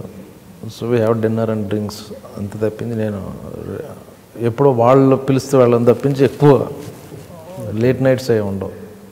Okay okay. ఇంతకుముందు నేను మర్చిపోయింది ఏంటంటే, మిమ్మల్ని అప్పుడు ఆఫీసులు చుట్టూ తిరిగారన్నారు కదా, ఆ టైంలో మిమ్మల్ని ఎక్కువగా మీరు రవిరాజ పినిశెట్టి గారు ఆఫీస్ చుట్టూ ఎక్కువగా తిరిగారంట. తమిళ డైరెక్టర్లు ఎక్కువ కలిసేవాడిని. బాలుమహేంద్ర గారి ఇంటికి, భరతన్ గారి ఇంటికి వెళ్ళి అప్పుడు మలయాళం తమిళ సినిమాలు అక్కడే చూసేవాళ్ళం, నేను వంశీ అందరం. భరతన్ గారిని అడిగాను, డైరెక్టర్ గారు ఉన్నారని. ఆయన మొక్కలు నీళ్లు పోసుకుంటున్నాడు లుంగి కట్టుకుని. నేనే బాబు అన్నాడు. ఇలాగ బాలచంద్ర గారు ఆఫీస్ తిరిగేసేవాడిని. అలాగే అక్కడే రవిరాజ గారు మన శాలిగ్రామం ఉంటుంది. వెళ్తే ఆయన చక్కగా ఆయన బాగా రిసీవ్ చేసుకునేవారు. చక్కగా కూర్చోబెట్టి వచ్చిన ఆర్టిస్ట్ని జనరల్గా ఆయన పాపం లేచి పొద్దున్నే ఆయన 8ంటికి ఒక 6-7 ఉంటే ఆయన వాళ్ళతో కూర్చొని మాట్లాడి పాపం కాఫీ కూడా ఇచ్చి, ఫలానా రోజు నెక్స్ట్ షెడ్యూల్ కలువ అనేవాడు ఆయన. ఆ నెక్స్ట్ షెడ్యూల్ ఆయన ఇచ్చిన డేట్ 15వ తారీఖున అనుకుంటే పరిగెట్టిన ఇంట్లో పెళ్ళి ఉన్నా కూడా వెళ్ళేవాడు కాదు. కజిన్స్ ఇది అది ఇంపార్టెంట్ మీటింగ్ ఉందని ఆ 15వ తారీఖు వెళ్తే ఆయన ఉండేవాడు కదా అక్కడ. బాంబేలో హిందీ సినిమా షూటింగ్ అని ఇలా చాలాసార్లు తిరిగేశా ఆయన చుట్టూ. ఆల్మోస్ట్ సంవత్సరానికి 360 రోజులు అంటే 300 రోజులు ఆయన ఇంటికి వెళ్ళేవాడిని. ఆయనతో యాక్ట్ చేయడం కుదరలే అప్పుడు, ఇవ్వలే అసలు ఆయన. అలాగే మా అన్నయ్య సినిమాలో మంచి క్యారెక్టర్ చేశాను ఆయన సినిమాలో. చాలా లాంగ్ అయిన తర్వాత అలా ట్రై చేసిన వాళ్ళ దగ్గర అసలు అక్కడ కుదరలే. మీకు ఎప్పుడు అనిపించలేదా ఇప్పుడు కృష్ణవంశీ గారు అనుకున్నట్టుగా ఇంక వెళ్ళిపోదాం, నెక్స్ట్ డే మీరు భోజనం పెట్టకపోతే వెళ్ళిపోయేవారు ఆయన? అంటే నాకు ఇంట్లో నుంచి భోజనం వచ్చేది, ఫుడ్ వచ్చేది కదా అనుకో. అది ఓకే ఓకే. అండ్ మీరు కర్మ సిద్ధాంతాన్ని బాగా నమ్ముతారంట, ఎట్లా దాన్ని మీరు ఎలా అప్లై చేసుకుంటారు? అంటే పూర్వజన్మ అంటే నమ్ముతాను నాకు తెలియదు. పూర్వజన్మ బట్ ఇప్పుడు మీరు అన్నారు కొందరు ఏమి ట్రైనింగ్ లేకుండా, ఇప్పుడు రాము గారు ఉన్నారు, ఆయన అసిస్టెంట్ డైరెక్టర్కి పెద్దగా ఏం చేయలే, ఓ అబ్జర్వేషన్ ఒక సినిమా చేశాడు. సో సడన్గా ఆయన ఏంటంటే ఇండియాలో one of the top most brain cinema గురించి. అది ఎలా వచ్చింది? అది ఇప్పుడు సంపాదించుకున్న నాలెడ్జ్ కాదని నా ఫీలింగ్. ఎప్పటి నుంచో ఎక్యుములేట్ అయ్యి ఒక్క సినిమా అబ్జర్వేషన్ చేసి శివాలాంటి సినిమా తీయడం అంటే మనం ఒక 100 సినిమాలు కో డైరెక్టర్ పనిచేసి లేకపోతే అంత వర్క్ చేసినప్పుడు ఒక సినిమా చేసాడు. సో ఎక్కడో పాస్ట్ కర్మ నాలెడ్జ్ అంతా ఆయన దగ్గర ఉందని నా ఫీలింగ్. అలాగే యాక్టర్స్ కూడా. సో ఈ జన్మలో ఎంత మంచి చేసినా కూడా ఈ జన్మలో అనుభవిస్తారన్న గ్యారెంటీ లేదు. ఇప్పుడు మారిందండి కర్మ సిద్ధాంతం, కలియుగం. సిలబస్ మార్చారు. ఇప్పుడు సిలబస్ ఏంటంటే ఇప్పుడు ఈ మంత్లో బ్యాడ్ చేస్తే you will get it back in second 2-3 మంత్స్లో you will get it back. 1 yearలో చూస్తున్నాం మనం ఫాల్ డౌన్. రాంగ్ రూట్లో వెళ్ళి ఏమన్నా పాలిటిక్స్ చేసి ఏమన్నా చేసావో అది 2-3 నెలలకు చూస్తున్నాం మనం. లాస్ట్ 10 yearsలో ఎంతమంది పడిపోయారు మన కళ్ళ ముందు. షార్ట్ కట్లు కొన్ని 100 కోట్లు సంపాదించి మనం చూస్తున్నాం. ఇప్పుడు వాళ్ళు జైల్లో ఉండడం, లేకపోతే ఇండస్ట్రీ నుంచి బయటకు వెళ్ళిపోవడం, వాళ్ళ ఆస్తులు అమ్మేసుకోవడం, వాళ్ళ బ్యాంక్, ఇన్ని స్కాములు చూస్తున్నాం. సో ఇప్పుడు అలా కదా, పాత నెక్స్ట్ జనం ఏం కదా, ఈ జనంలోనే ఇప్పుడే జరిగిపోతుంది. ఇప్పుడు శివ టాపిక్ వచ్చింది కాబట్టి గులాబీలో మీరు చెప్పారు బ్యాక్ స్టాప్ గురించి ఇప్పటికీ చెప్పుకుంటున్నారు అని.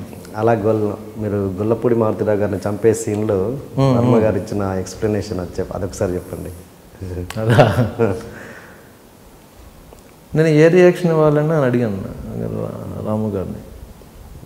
జనరల్గా ఏంటంటే ఒకటి దగ్గర పనిచేసి వాడిని మనం బ్యాక్ స్టాప్ చేస్తున్నప్పుడు, అతను మనం చూస్తున్నప్పుడు మనం ఇది రెగ్యులర్ ఎక్స్ప్రెషన్. సినిమాటిక్ ఎక్స్ప్రెషన్ అంటే ఎలా ఇచ్చాను చూసావా నీకు అని ఒక రెగ్యులర్ ఆయన నువ్వు గిల్టీ ఫీల్ అవ్వాలన్నా షాక్. గిల్టీ ఫీల్ అవ్వడం ఏంటి? మన సినిమాలను చూసి సినిమా నాలెడ్జ్ ద్వారా ఎక్స్ప్రెషన్స్ ఏంటంటే చూసింది ఏంటంటే ఒక కన్నింగ్ లుక్, చూసావా ఎలా ఇచ్చాను నీకు అన్నది కాన్సెప్ట్ యాక్చువల్గా. ఈయన కొంచెం గిల్టీ ఫీల్ అవ్వు. నేను షాక్, ఇదేంటి గిల్టీ అంటే అవును యాక్చువల్గా ఒక ఆయన దగ్గర పని చేస్తున్నాం మనం, నిజ జీవితంలో అతన్ని మోసం చేయాలనుకుంటే ఆ టైంకి అతని కళ్ళల్లో కళ్ళు పెట్టి చూడలేము, అప్పుడు తలదించుకోవడం లేకపోతే ఆ గొట్టుకేసో ఇది చేస్తావా అన్నాను.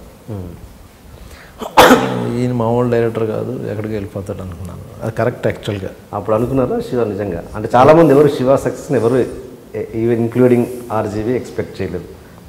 మీరు ఎక్స్పెక్ట్ చేశారా? ఆర్జీవి ఎక్స్పెక్ట్ చేశారా? సక్సెస్ డెఫినెట్గా. యాక్టర్స్లో నేను బాగా ఇన్స్పైర్ అయ్యాను. న్యూ ఎక్విప్మెంట్ రావడం, కొత్త షాట్లు తీయడం.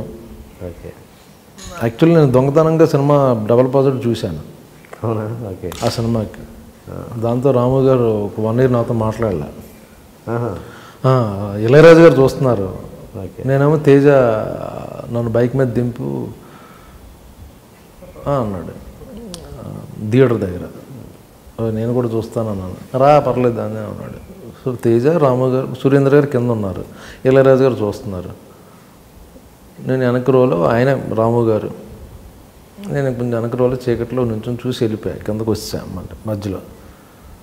సురేంద్ర అటు ఇటు తిరక్క డిస్టర్బెన్స్, రాజా గారు చూస్తున్నారని. ఓహో ఆయన పర్మిషన్ ఇచ్చాడు. మళ్ళీ వెళ్ళి ఆ 2 డోర్ల మధ్యలో నుంచి చూస్తే సినిమా మొత్తం డబుల్ పాజిటివ్ చూసినప్పుడే మీరు అద్భుతంగా ఉన్నాం.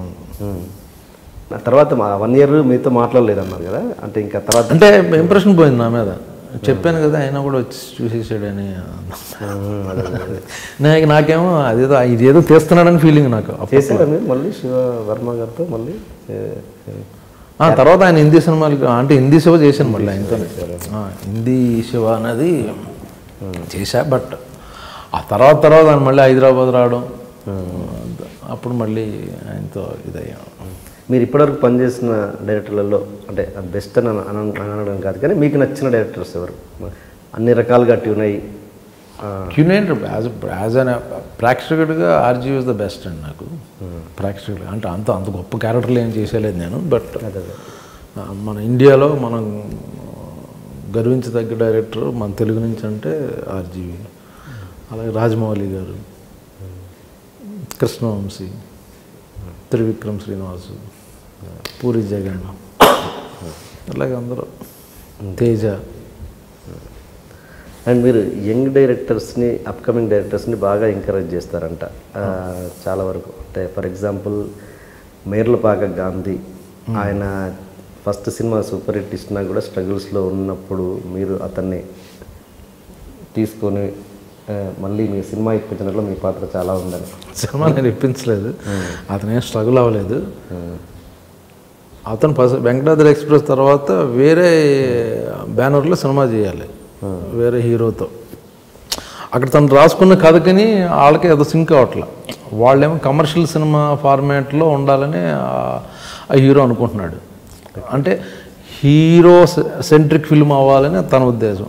గాంధీ ఉద్దేశం ఏంటంటే హీరో ఉంటాడు, బట్ 4-5 క్యారెక్టర్లు ఉండి, ఇంపార్టెంట్ క్యారెక్టర్లు ఉండి ఆ స్క్రీన్ ప్లే అలాగే ఉంటుంది గాంధీది. ఎప్పుడు ఓన్లీ హీరోయిజం అలా ఇతని స్కూల్ అది.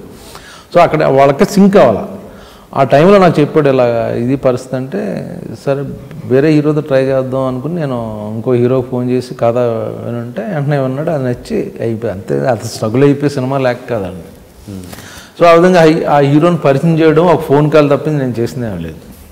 అది వాళ్ళకి చాలా పెద్ద హెల్ప్ అయ్యొచ్చుగా. మీరు మీకు చిన్నదిగా కనిపించవచ్చు కానీ చిన్నప్పుడు అది రాసిపెట్టి ఉంటుందండి. అగైన్ నేను మధ్యలో చిన్న కర్తను అంతే. ఇది అలాగా ఇప్పుడు మీ ఇంటర్వ్యూ నాకేంటి మన చందు మౌండెట్ ఫోన్ చేసి బాగుంటుంది, చాలా బాగుంటుంది రా అన్నారు. సో ఆ మాటతో నేను ఇక్కడికి వచ్చాను. అలా గాంధీ కూడా అనేవాడు మీ ఇంటర్వ్యూస్ ఆయన చాలా బాగుంటుంది, మీరు ఒకసారి చేయండి ఇది అని. ఓకే. సో వాళ్ళు ఏది ఫేవర్ చేసేస్తారు, నేను ఫేవర్ చేయడం కాదు. అది ఇట్ హ్యాపెన్స్ అంతే. అది అలాగా జరగాలని రాసిపెట్టి అది నా ద్వారా జరుగుద్ది, నేను జరగకపోతే ఇంకోటి ద్వారా జరుగుద్ది. అది జరగడం అనేది ఖాయం. అది వేరే వాళ్ళ ద్వారా జరగచ్చు అంతే. ఎనివే థ్యాంక్స్ అండి ముందు చందు గారు అండ్ మెట్లపాక గాంధీ గారు. మీ వల్ల బ్రహ్మ గారు ఇప్పటివరకు నా ఇంటర్వ్యూ చూడలేదు, అయినా కూడా మీరు చెప్పడం వల్ల వచ్చింది, థ్యాంక్స్. అంటే గాంధీ గారు అని కాదండి, మీరు అంటే ఇండస్ట్రీలో టాక్ ఉంది, మీరు అప్కమింగ్ డైరెక్టర్స్కి డెఫినెట్గా సపోర్టివ్గా ఉంటారన్న విషయం అయితే ఆ టాక్ ఉంది. వాస్తవంగా అదే నిజంగా దాన్ని ఇది అందులో కూడా నాకు సెల్ఫిష్ అదే అనబోతున్నాను. ఎందుకంటే వాళ్ళు పైకి వస్తే గివ్ అండ్ టేక్ ఇది అంటే ప్లాన్ చేయను కానీ ఈ ఫ్యూచర్ డైరెక్టర్స్ వాళ్ళే. అది సో వాళ్ళకి వాళ్ళు పాపం ఒక షార్ట్ ఎక్స్ట్రా చేయాలి, ఇలా టైం అయిపోయింది చెయ్యి, లేకపోతే ఒక డబ్బులు అయిపోయినాయి ఒక రోజు ఎక్స్ట్రా డేట్ కావాలి మాకు ఇస్తామంటే చేస్తుంటాను. మనం ఇప్పుడు సపోర్ట్ చేస్తే వాళ్ళ పైకి వచ్చి మనకు హెల్ప్ చేస్తారు, ఆ ఉద్దేశం. పాపం కొందరు నిజంగా మంచి డైరెక్టర్లు బాగా రాసుకుంటారు, వాళ్ళు ఫైనాన్షియల్ ప్రాబ్లమ్స్ ఉంటాయి. మనం లేదు నేను ఇన్ని రోజులే మాట్లాడాను, 5 రోజుల తర్వాత నువ్వు చేయాలనుకుంటే ఎక్స్ట్రా ఒక రోజు చెయ్యాలి అంటే దానికి నేను ఎక్స్ట్రా పేమెంట్ అడగడం తప్పు అనిపిస్తుంది నాకు ఎందుకో. వాళ్ళకి సోర్సెస్ ఉండవు, ఏదో చిన్న డైరెక్టర్ని చిన్న ప్రొడ్యూసర్ని మాట్లాడుకుని వస్తారు లో బడ్జెట్లో. సో మన మీద ఇష్టం మీద పెట్టుకుంటారు. ప్రొడ్యూసర్లు ఏం చెప్తారంటే ఒక ఎక్స్ట్రా మేము చెయ్యం ఒకరోజు, కాదండి బ్రహ్మాజీ గారిని తెచ్చుకుంటాను, ఆయన డబ్బులు అడుగుతాడు, నేను అక్కడలే నేను ఫ్రీ చేసి పెడతాను ఒకరోజు అని చెప్తే అప్పుడు అలా హెల్ప్ చేస్తుంటాను. అది అంటే it's a give and take policy అంతేనా? ఆ ఉద్దేశం కాదండి, బట్ నేను కూడా ఒకప్పుడు వచ్చాను, నాకు హెల్ప్ చేసిన వాళ్ళు ఉన్నారు, నాకు వంశీ హెల్ప్ చేశాడు కదా కృష్ణవంశీ, అలాగే నేను హెల్ప్ చేయాలి. అది నేను స్ట్రగుల్ అయిపోయాను కాబట్టి వాళ్ళు కూడా స్ట్రగుల్ అవ్వని అన్న మెంటాలిటీ కాకుండా నేను స్ట్రగుల్ అయ్యాను, ఆ బాధ నాకు తెలుసు కాబట్టి ఇప్పుడు వచ్చే కుర్రాళ్ళకి ఆ బాధ మనం ఎందుకు అలా చేయాలి. ఒకప్పుడు అసిస్టెంట్ డైరెక్టర్స్ అంటే అంత పెద్ద గౌరవం ఉండేది కాదు, ఇప్పుడు మాత్రం ఖచ్చితంగా అసిస్టెంట్ డైరెక్టర్కి ఎంత వాల్యూ ఇస్తున్నారో అసిస్టెంట్ డైరెక్టర్ కూడా అంతే వాల్యూ ఇస్తున్నారు. ఎందుకంటే వాడు ఏ క్షణమైన డైరెక్టర్ అవుతారో తెలియని పరిస్థితిలో ఉన్నారు కాబట్టి. అంతేనా? అది చదువుకుని వచ్చి చాలామంది చదువుకున్నారు, సో దేనో ఆ టాలెంట్ ఉంది కాబట్టి రెస్పెక్ట్ వస్తుంది. ఊరినే అసిస్టెంట్ డైరెక్టర్ అని ఇచ్చారని వాళ్ళతో ట్రావెల్ అవుతుంటే వాడుకున్న నాలెడ్జ్ బట్టి అప్పటికి ఇప్పుడు మారిందండి టోటల్గా. అండ్ మీరు సినిమాల మీద మీ అభిప్రాయాన్ని చాలా నిక్కచ్చిగా చాలా స్ట్రైట్ ఫార్వర్డ్గా డైరెక్టర్కి చెప్పేస్తుంటారంట. అంటే మీరు యాక్ట్ చేసిన సినిమాలను కూడా ప్రేమ సినిమా విషయంలో కూడా చందు గారికి అలాగే చెప్పారంట. చూసి డబ్బింగ్ చెప్తున్నప్పుడు ఏమంతా డబ్బింగ్ చెప్తున్నప్పుడు దాన్ని బిఫోర్ యాక్ట్ చేస్తున్నప్పుడు అంతగా లేదు, డబ్బింగ్ చెప్తున్నప్పుడు మాత్రం చాలా బాగా చేశాడు అన్నట్టు. ఎవరు ఎప్పుడు కరెక్ట్గా స్ట్రైట్ ఫార్వర్డ్ చెప్పినప్పుడు ఎవరు అప్పుడు హర్ట్ అయిన సందర్భాలు లేవా? హర్ట్ అయితే వాళ్ళు బ్యాడ్ లక్ అండి. నేను నిజం చెప్తున్నాను, నిజం ఎందుకు చెప్తున్నాను, అతని మీద ఇష్టం ఉంది కాబట్టి. సో అది కూడా నేను వాళ్ళ రిసీవ్ చేసుకుంటారని ఉద్దేశం చెప్తాను, వాళ్ళకే చెప్తాను. ఓకే, ఈగో ఉన్న డైరెక్టర్కి నేను తీసిందే కరెక్ట్ అన్నాడు చెప్పను. కొన్ని చెప్పడం వల్ల ఒక్కోసారి దూరం అయ్యాను కాబట్టి వాళ్ళకి చెప్పడంలో ఉపయోగం లేదనుకుని నేను చెప్పను. ఇంకా ఇలా పేర్లు చెప్పకుండా ఎలాంటి సందర్భంలో జనరల్గా ఏదైనా పలానా సీక్వెన్స్ నచ్చదు మాకు తెలుసు వర్కౌట్ అవ్వదని చేస్తున్నప్పుడు యాక్ట్ చేస్తా మేము ఆర్టిస్టులు డిస్కస్ చేసుకుని అబ్బాయి ఇది వర్కౌట్ అవ్వదని, అదేదో డైరెక్టర్ చెప్తే లేదు సూపర్ అంటాడు, బట్ తర్వాత వర్కౌట్ అవ్వదు అది.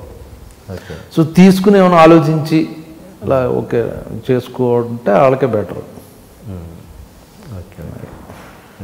బట్ ఇప్పుడున్న డైరెక్టర్స్ అలా ఎవరు లేరు, ఈగో ఫీల్ అయిపోయి అందరూ ఫ్రెండ్లీగా. అసిస్టెంట్ డైరెక్టర్ ఇప్పుడు మన కొరటాల శివ ఉన్నారు, అతని దగ్గర ఎవరికైనా వెళ్ళిపోయి అసిస్టెంట్ డైరెక్టర్లు కూడా అంత ఫ్రీడమ్ ఇస్తాడు. అన్న ఇప్పుడు ఇది కరెక్టేనా, లేకపోతే ఈ సీను, లేకపోతే ఈ డైలాగు, చిన్న మూమెంట్ అది కరెక్టేనా అని ధైర్యంగా అడగగలరు. తను చెప్తాడు కూడా ఈ విషయంలో ఇలా అనుకుంటున్నాను ఆ కన్విన్స్ అయితే ఓకే, లేకపోతే తను వింటాడు కూడా. సో అంత పెద్ద డైరెక్టర్ ఇప్పుడు, బట్ చాలా క్యాజువల్గా ఫ్రెండ్లీగా ఓపెన్గా అందరూ ఇప్పుడు అందరూ అంచుమించుకు అలా ఉంటున్నారు. ఎవరో నేను చేసిందే కరెక్ట్ అంటలేదు. సో సరే టీం వర్క్ వాళ్ళు అనుకున్న దాంట్లో ఒక్కోసారి మనం ఒకేసారి కొత్తగా ఉన్నప్పుడు మనకేదో చిన్న ఫాల్ట్ తెలుస్తుంది. సో మనకు అనిపిస్తుంది అది ఇది కరెక్టేనా కాదా అని.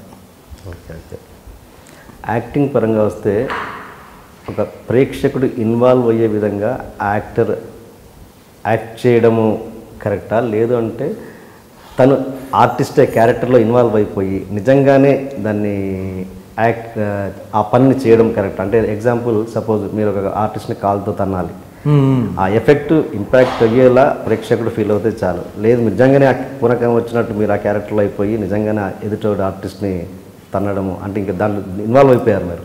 ఇన్వాల్వ్ అయిపోవడం తప్పు, కరెక్ట్ కాదు. అది చంపాలి, ఎవరినో ఒకటి చంపాలి, పొడవాలి. ఇన్వాల్వ్ అయిపోయానని పొడి చేస్తే అన్నది కరెక్ట్ కాదు కదా. ఇప్పుడు ఒకసారి ఆ ఇన్సిడెంట్ మీకు రఘువరన్ గారితో శివాలో జరిగింది కదా. అది ఇప్పుడు ఒక్కోసారి ఏంటంటే ఏంటి ఆ రోజు జరిగిన సంఘటన చెప్పండి. ఇప్పుడు నేను బ్యాడ్ యాక్టర్ అనుకోండి, నా దగ్గర నుంచి గుడ్ రిజల్ట్ కావాలంటే ఒకసారి ఒక స్లాబ్ తీసుకోవడం తప్పులేదు, సింపుల్. ఒక్కోసారి ఏంటంటే కెమెరా యాంగిల్ పెట్టినప్పుడు మనం ఆ స్లాబ్ ఇలా కొడుతుంటే ఇలా అంటాం, ఈ గ్యాప్ కెమెరాలో తెలుస్తుంటుంది. Okay okay.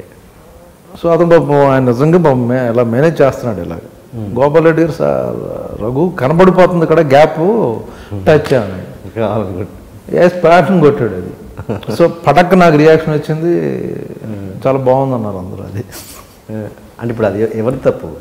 తప్పేం కాదు, ఏముంది ఒక స్లాబ్ ఏం కంప్లైంట్ అనుకో, రిజల్ట్ వస్తుంది అనుకుంటే చిన్న స్లాబ్ తీసుకోవడం వల్ల నేను కూడా బాగా చేశాను యాక్చువల్గా. లేకపోతే ఊరినే ఇలా యాక్ట్ చేయమని చేసే ఉండేవాడిని కాదు మా టైంలో. సెట్లో నిజంగా డ్రింక్ చేసి యాక్ట్ చేయడం అన్నది కరెక్టేనా కాదంటారా? కాదండి. అదే అలా అలా చేసే నటులు ఉన్నారు కదా, సీనియర్ ఆర్టిస్టులు కూడా. లేరండి ఇప్పుడు ఎవరు లేరా? అందరూ డిసిప్లిన్ ఎవరు వాళ్ళు పోయారండి. పగలు కూడా తాగేసి చేసిన వాళ్ళు చచ్చిపోయారు. అంటే పగలు అంటే తాగడం అంటే తాగడం అది లేరు. లేరండి. ఓకే. ఇంకోటి సరదా విషయాలకు వస్తే మీరు సెట్లో మీ చాలా సరదా విషయాలు ఏంటంటే సెట్లో అందరి చిన్న చిన్న ఆర్టిస్టుల దగ్గర సిగరెట్లు ఖచ్చితంగా కొట్టేస్తారంట. మీరు సిగరెట్లు కొట్టేస్తారంట? నాకు తెలియదు, జనరల్ నేనే ఇస్తుంటాను. ఏమో తెలియకుండా కొట్టేస్తారంట. ఎవరు మీరు సిగరెట్లు తెచ్చుకోరంట, ఆర్టిస్టుల దగ్గర తీసుకుంటారంట, కొట్టేస్తారంట అన్నది చిన్న టాక్. మరి అది నాకు తెలిసి ఏం చేస్తానంటే అప్పుడు మానేస్తుంటా. ఓకే. సిగరెట్లు తీసి ప్యాకెట్ ఉంటే కాల్ చేస్తాను, అసలు కాల్చకూడదు అనుకుని మానేస్తుంటాను. ఎప్పుడో కాల్చాలనిపిస్తుంది, ఒకటి ఎవరా ఇలాగా అలా తీసుకోవడం జరుగుతుంది తప్పించి సిగరెట్లు కొనకుండా. ఇప్పుడు మీ ఇంటర్వ్యూకి వచ్చాను, సిగరెట్ పెట్టి కావాలి, నన్ను డబ్బులు ఇచ్చాను ఫస్ట్ షూటింగ్లో. అందుకే సరదా అన్నాను. నేను కూడా సరదా చేస్తాను. మామూలుగా ఇప్పుడు సార్ ఒక సిగరెట్ ప్యాకెట్ అంటే మీరు తెప్పించేవారు కదా. అవును. బట్ ఆయన ఫస్ట్ డబ్బులు ఇచ్చి నాకు సిగరెట్ ప్యాకెట్ తీసుకున్నాను. కొంతమంది పెన్నులు కొట్టేసి అలా హాబీ. అవునండి, బట్ యాక్చువల్లీ లేదు.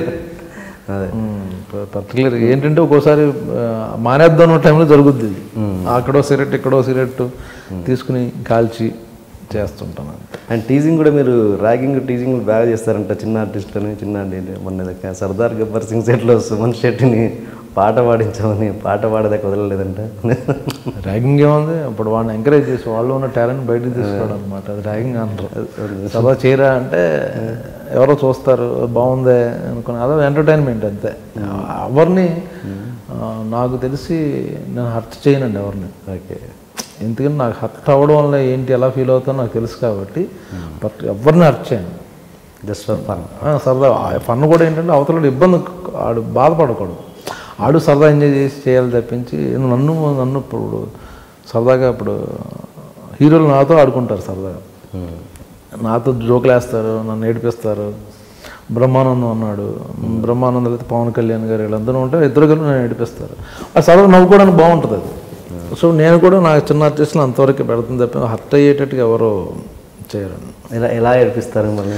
జనరల్గా ఇప్పుడు బ్రహ్మానందం అంటే ఏదో ఒకటి చేస్తూనే ఉంటాడు, వచ్చి నన్ను కొరికేస్తాడు, నేను కొరికితే చంపేస్తాను నేను అంటాను, నన్ను సరదా రా అంటాను నేను. ఓకే. చంపేస్తాను రా బ్రహ్మయ్య, చంపేస్తా కళ్యాణ్ గారికి చెప్తా ఎదురుగా, బాస్ మీ పర్మిషన్ తీసుకుంటా కొరికే అంటాడు ఆయన. ఇలాగమాట వచ్చి మీద పడి కొరికేయడం అలా సరదాగా. మీకు బాగా ఎక్కువ అటాచ్మెంట్ ఎక్కువ క్లోజ్నెస్ ఉన్న హీరో ఎవరు మీకు బాగా? రవి మొదటి మేము ఫ్రెండ్స్. రవితో పవన్ కళ్యాణ్ బాగా క్లోజ్గా ఉంటాం. ఎందుకు ఆయనకి అంత అంటే ఏదో ఉంటుందిగా, చిన్న లింక్ ఉంటుందిగా?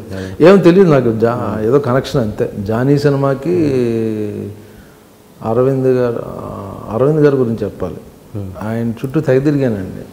ఓకే. గీతా ఆర్ట్స్కి ఎవరెవరో వచ్చి పరిచయం చేసి పలానా ఏదో పరిచయం ఒక్క సినిమా ఇవ్వాల అల్లు అరవింద్ గారు. ఆయన చేసిన గొప్ప పని ఏంటంటే పవన్ కళ్యాణ్ గారిని పరిచయం చేశాడు అంతే. ఒకసారి చిరంజీవి గారి దగ్గర తీసుకెళ్ళాడు నా పోరు పడలేక.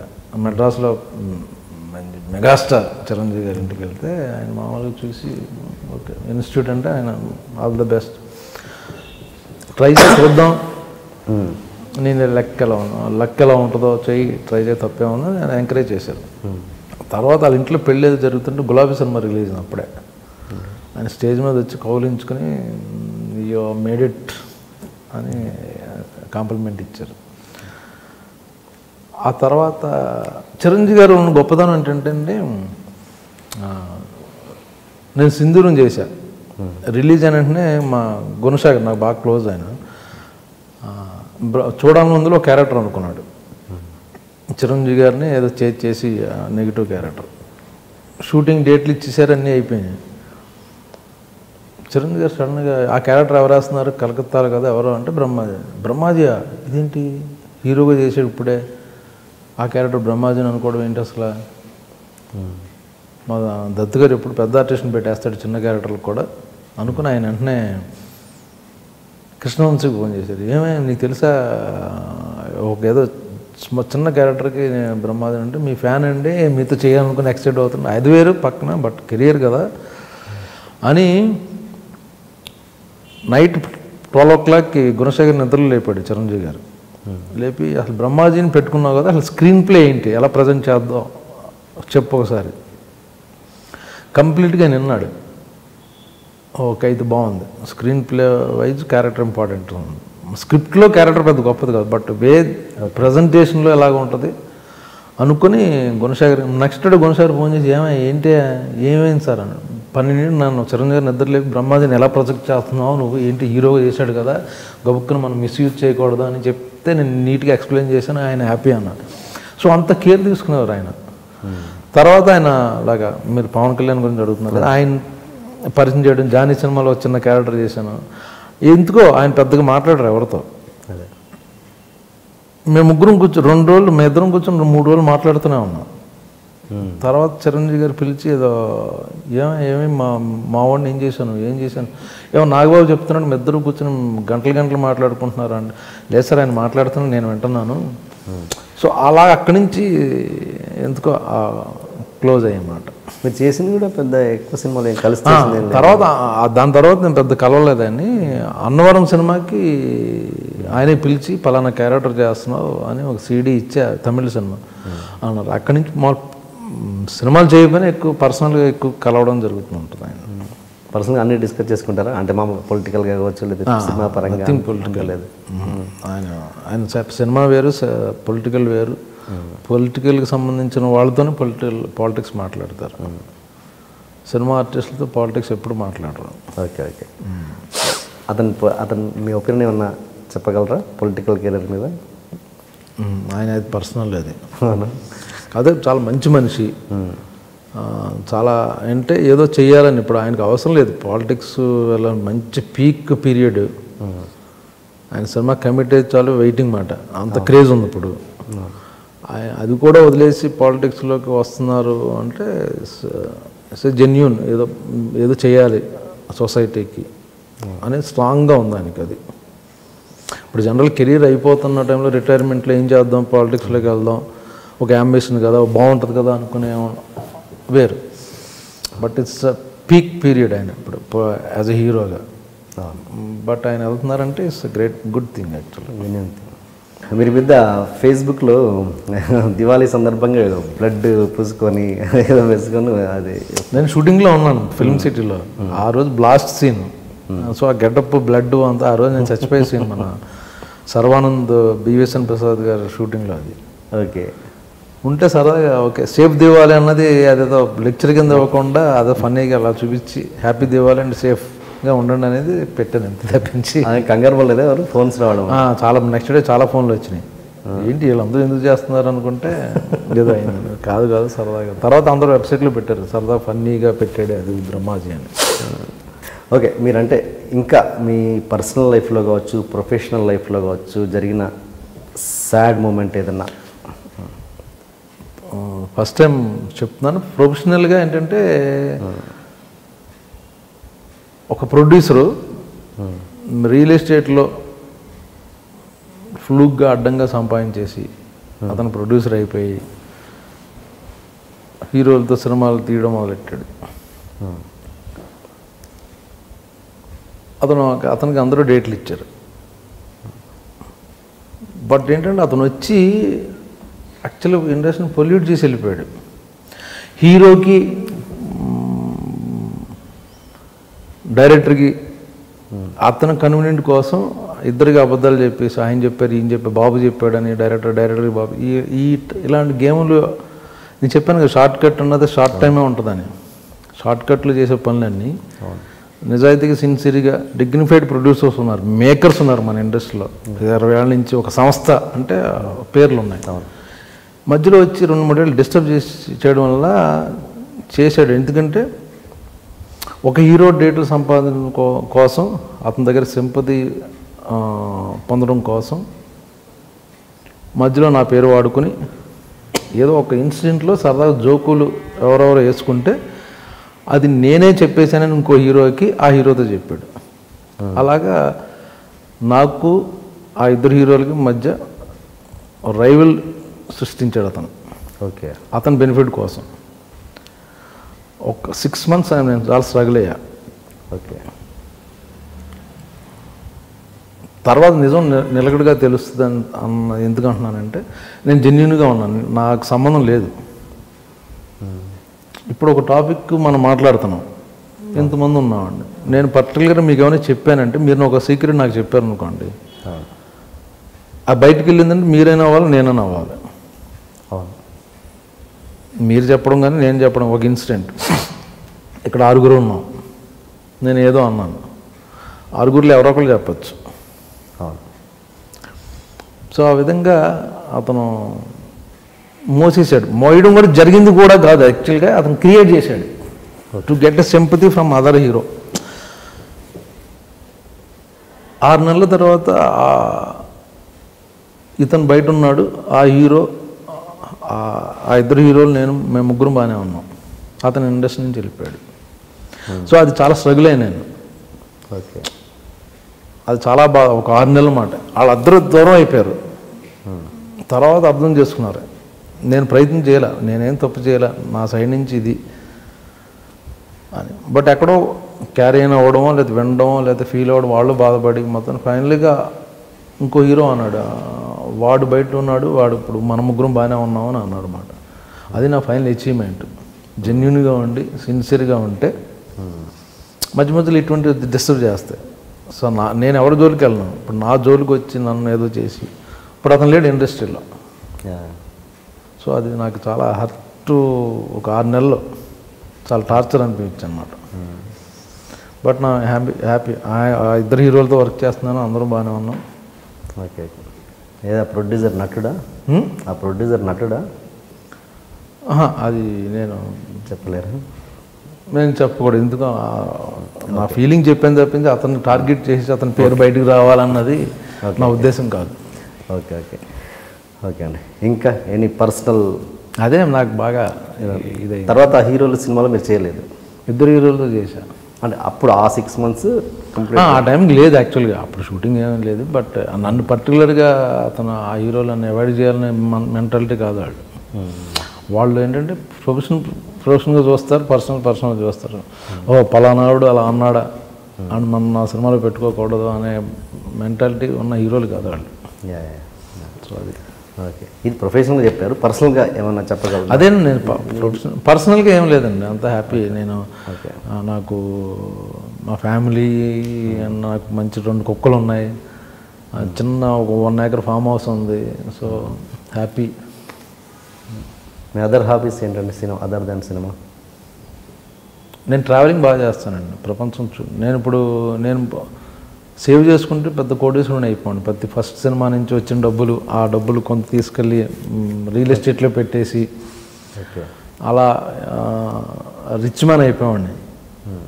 బట్ ఎప్పటికప్పుడు ఎంత ఉంటే ₹1,00,000 ఇస్తే ఒక 50,000 అందులో తీసుకెళ్ళి కాశ్మీర్ ఆ టైంలో కాశ్మీర్ ఎవరు వెళ్ళరు, వెళ్ళిపోయాం మేము, నేను నా వైఫ్ కాశ్మీర్ చూసాను, లేహ్ లదాఖ్, ఇండియా మొత్తం తిరిగేసాను నేను. ఓకే. సో రియల్ ఎస్టేట్ భూములు ఉన్నప్పుడు కూడా ఒకసారి నా బ్యాంక్ అకౌంట్లో ఒక 6 లక్షలు ఉంటే 5 లక్షలు ఒక వరల్డ్ ట్రిప్ ఏదో ఉంటే యూరోప్ ట్రిప్ ఉంటే నేను మావిడ వెళ్ళిపోయాం. స్విట్జర్లాండ్ యూరోప్ మొత్తం తిరిగేసాం. వచ్చేసరి డబ్బులు లేవు. ఫోన్ చేసా, ప్రకాష్ రాజుకు ఫోన్ చేశా, అరే ₹1,00,000 ఎవరో నాకు నెక్స్ట్ డబ్బులు వస్తాయి ఈ మంత్ పంపించాడు అనమాట. అంటే ట్రావెలింగ్ అంత పిచ్చి. సో ప్రపంచం నా ఏమంటే మొత్తం మ్యాక్సిమం చూసేయాలని నేను. సో నా డబ్బులన్నీ దానికే వెళ్తాయి. మీ వైఫ్ ఏమన్నారా ఈ విషయంలో? తనకి ఇంకా ఇంట్రెస్ట్. రేపు బయలుదేరదాం ఎక్కడికైనా అంటే రెడీ. సో ఇద్దరం మేము ట్రావెలింగ్ బాగా పిచ్చి. ప్రకాష్ రాజు గారు మీకు బాగా క్లోజా? ప్రకాష్ ఎట్లా అండి ఆయనతో రిలేషన్ చెప్పండి. ఇద్దరం బిగినింగ్ సినిమాలు చేసాం, తర్వాత పర్సనల్గా కలవడం. మా ఇంటికో ఎక్కువ రెగ్యులర్గా ప్రకాష్ రాజు వాళ్ళ వైఫ్ ఎప్పుడో వస్తుంటారు, రవితేజ వస్తాడు, సో కృష్ణవంశీ. సో మేమందరం ఫ్యామిలీ ఫ్రెండ్స్లో ఎప్పుడూ కలిసి కూర్చుంటుంటాం. Okay okay. ఇప్పుడు మీరు చేస్తున్న అండర్ ప్రొడక్షన్లో ఉన్న సినిమాలలో మీకు బాగా నచ్చిన సినిమా ఏంటి? అప్పట్లో కూడా ఉండేవాడు సినిమా మంచి క్యారెక్టర్ అండి, అది రిలీజ్గా ఉంది యాక్చువల్గా. రీసెంట్ అంటే ఈ మధ్య ఇప్పుడు ఇంకా నెక్స్ట్ రిలీజ్ అయ్యని కమిట్ అవ్వాలి యాక్చువల్గా. అంటే మధ్య నేను చేయట్లా, కొన్ని మిస్యూజ్ అవుతున్నాయి క్యారెక్టర్లు. ప్రేమంలో చాలా మంచి పేరు వచ్చింది. ఈ సంవత్సరం నాకు చాలా బాగుందండి యాక్చువల్గా. నేను ఇప్పుడు జాన్లో మెర్లపాక్ గాంధీ ఎక్స్ప్రెస్ రాజా రిలీజ్ అయింది. ఓకే. దాని తర్వాత హను కృష్ణగాడి ప్రేమ కదా, అలాగే సర్దార్ మంచి క్యారెక్టర్, సర్దార్ గబ్బర్ సింగ్, అలాగే జనతా గ్యారేజ్, అలాగే ప్రేమం, అప్పట్లో ఒకడు ఉండేవాడు. అందరూ మంచి డైరెక్టర్లతో వర్క్ చేసే సంవత్సరం. మన ఏలేటి, మన చంద్రశేఖర్, మనమంతా. సో వీళ్ళందరితో ఎవరు చేయలే. హను మంచి డైరెక్టర్, లక్కీకి మంచి క్యారెక్టర్ పడింది. అలాగే ఏలేటి చందు కూడా, అలాగే కొరటాల శివ, వీళ్ళందరితో ఫస్ట్ టైం చేశాను నేను. సో వీళ్ళందరూ నెక్స్ట్ బ్యాచ్ ఇస్తున్నారు మంచి క్యారెక్టర్లు. అదే ఒక 1 month బ్రేక్ తీసుకుని. మీరు ఆధ్యాత్మికంగా బాగా అంత దేవుని విపరీతంగా నమ్ముతారా? సిద్ధాంతం పక్కన పెడితే బుద్ధిజం అన్నది సంథింగ్ పవర్ అండి. డెఫినెట్గా దేవుడు నమ్ముతాను. ఆధ్యాత్మికంగా ఒక మంచి మాట చెప్పండి మా ప్రేక్షకులకి. మనం చూస్తే నాకు ఎందుకు అలా అనిపించింది. మీరు హ్యాపీగా ఉండండి, అవతల హ్యాపీగా ఉండడానికి ప్రయత్నం చేయించండి, ఉంచడానికి అన్నమాట. అవతల హ్యాపీ చేయండి, తద్వారా మీరు కూడా హ్యాపీగా ఉంటారు. సో డోంట్ బీ సెల్ఫిష్, నేను అనుకుంటే వర్కౌట్ అవ్వదు. You work for others, so automatically you get it back అన్నమాట. ఓకే అండి. ఇప్పటి జనరేషన్లో లాంగ్ కెరీర్ చూసిన ఆర్టిస్టులు కొంచెం తక్కువ మంది ఉన్నారు. బ్రతికి ఉన్న వాళ్ళు చాలా తక్కువ మంది ఉన్నారు. సినిమా ఆర్టిస్ట్ కొంతమంది ఉన్నారు, కానీ మీరు చాలా కెరీర్ చూశారు. తక్కువ సినిమాలు చేసినా కూడా కెరీర్ పెద్దగా ఉంది.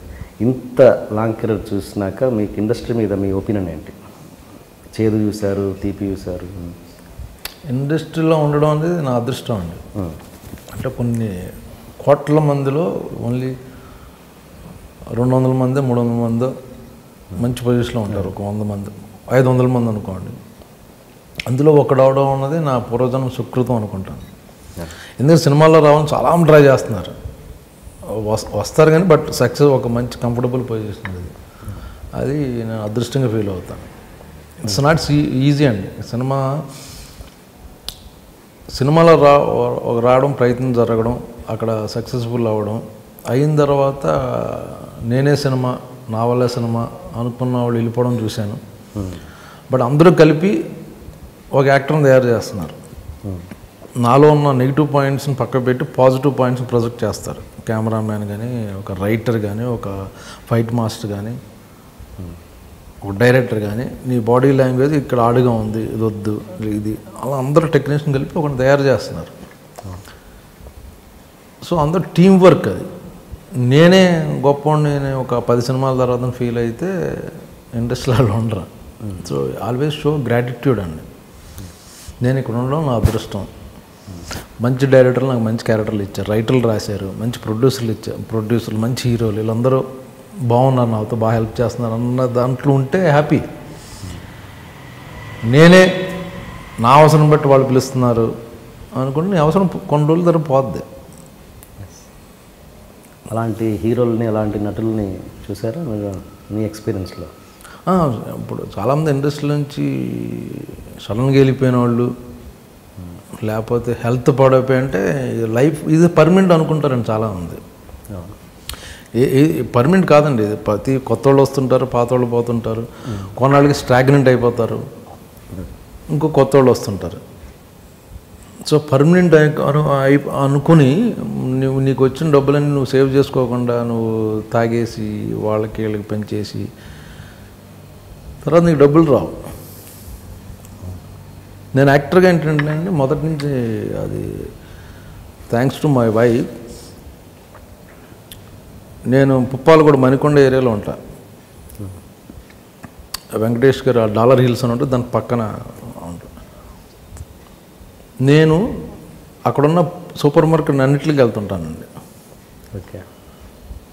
ఫ్రెష్ హెరిటేజ్లో నన్ను వాళ్ళు ఇంచుమించు వారానికి 3 సార్లు వస్తారు. నేనే వెళ్ళి దారిలో కూరగాయలు కొంటా. ఓకే.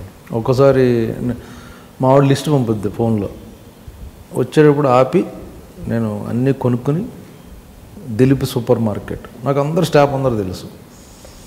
నేను నోటీస్ చేసింది ఏంటంటే ఈ లైఫ్ ఉండదు రేపొద్దున, ఒక 10 ఏళ్ల తర్వాత నాకు సినిమాలు ఉండవండి.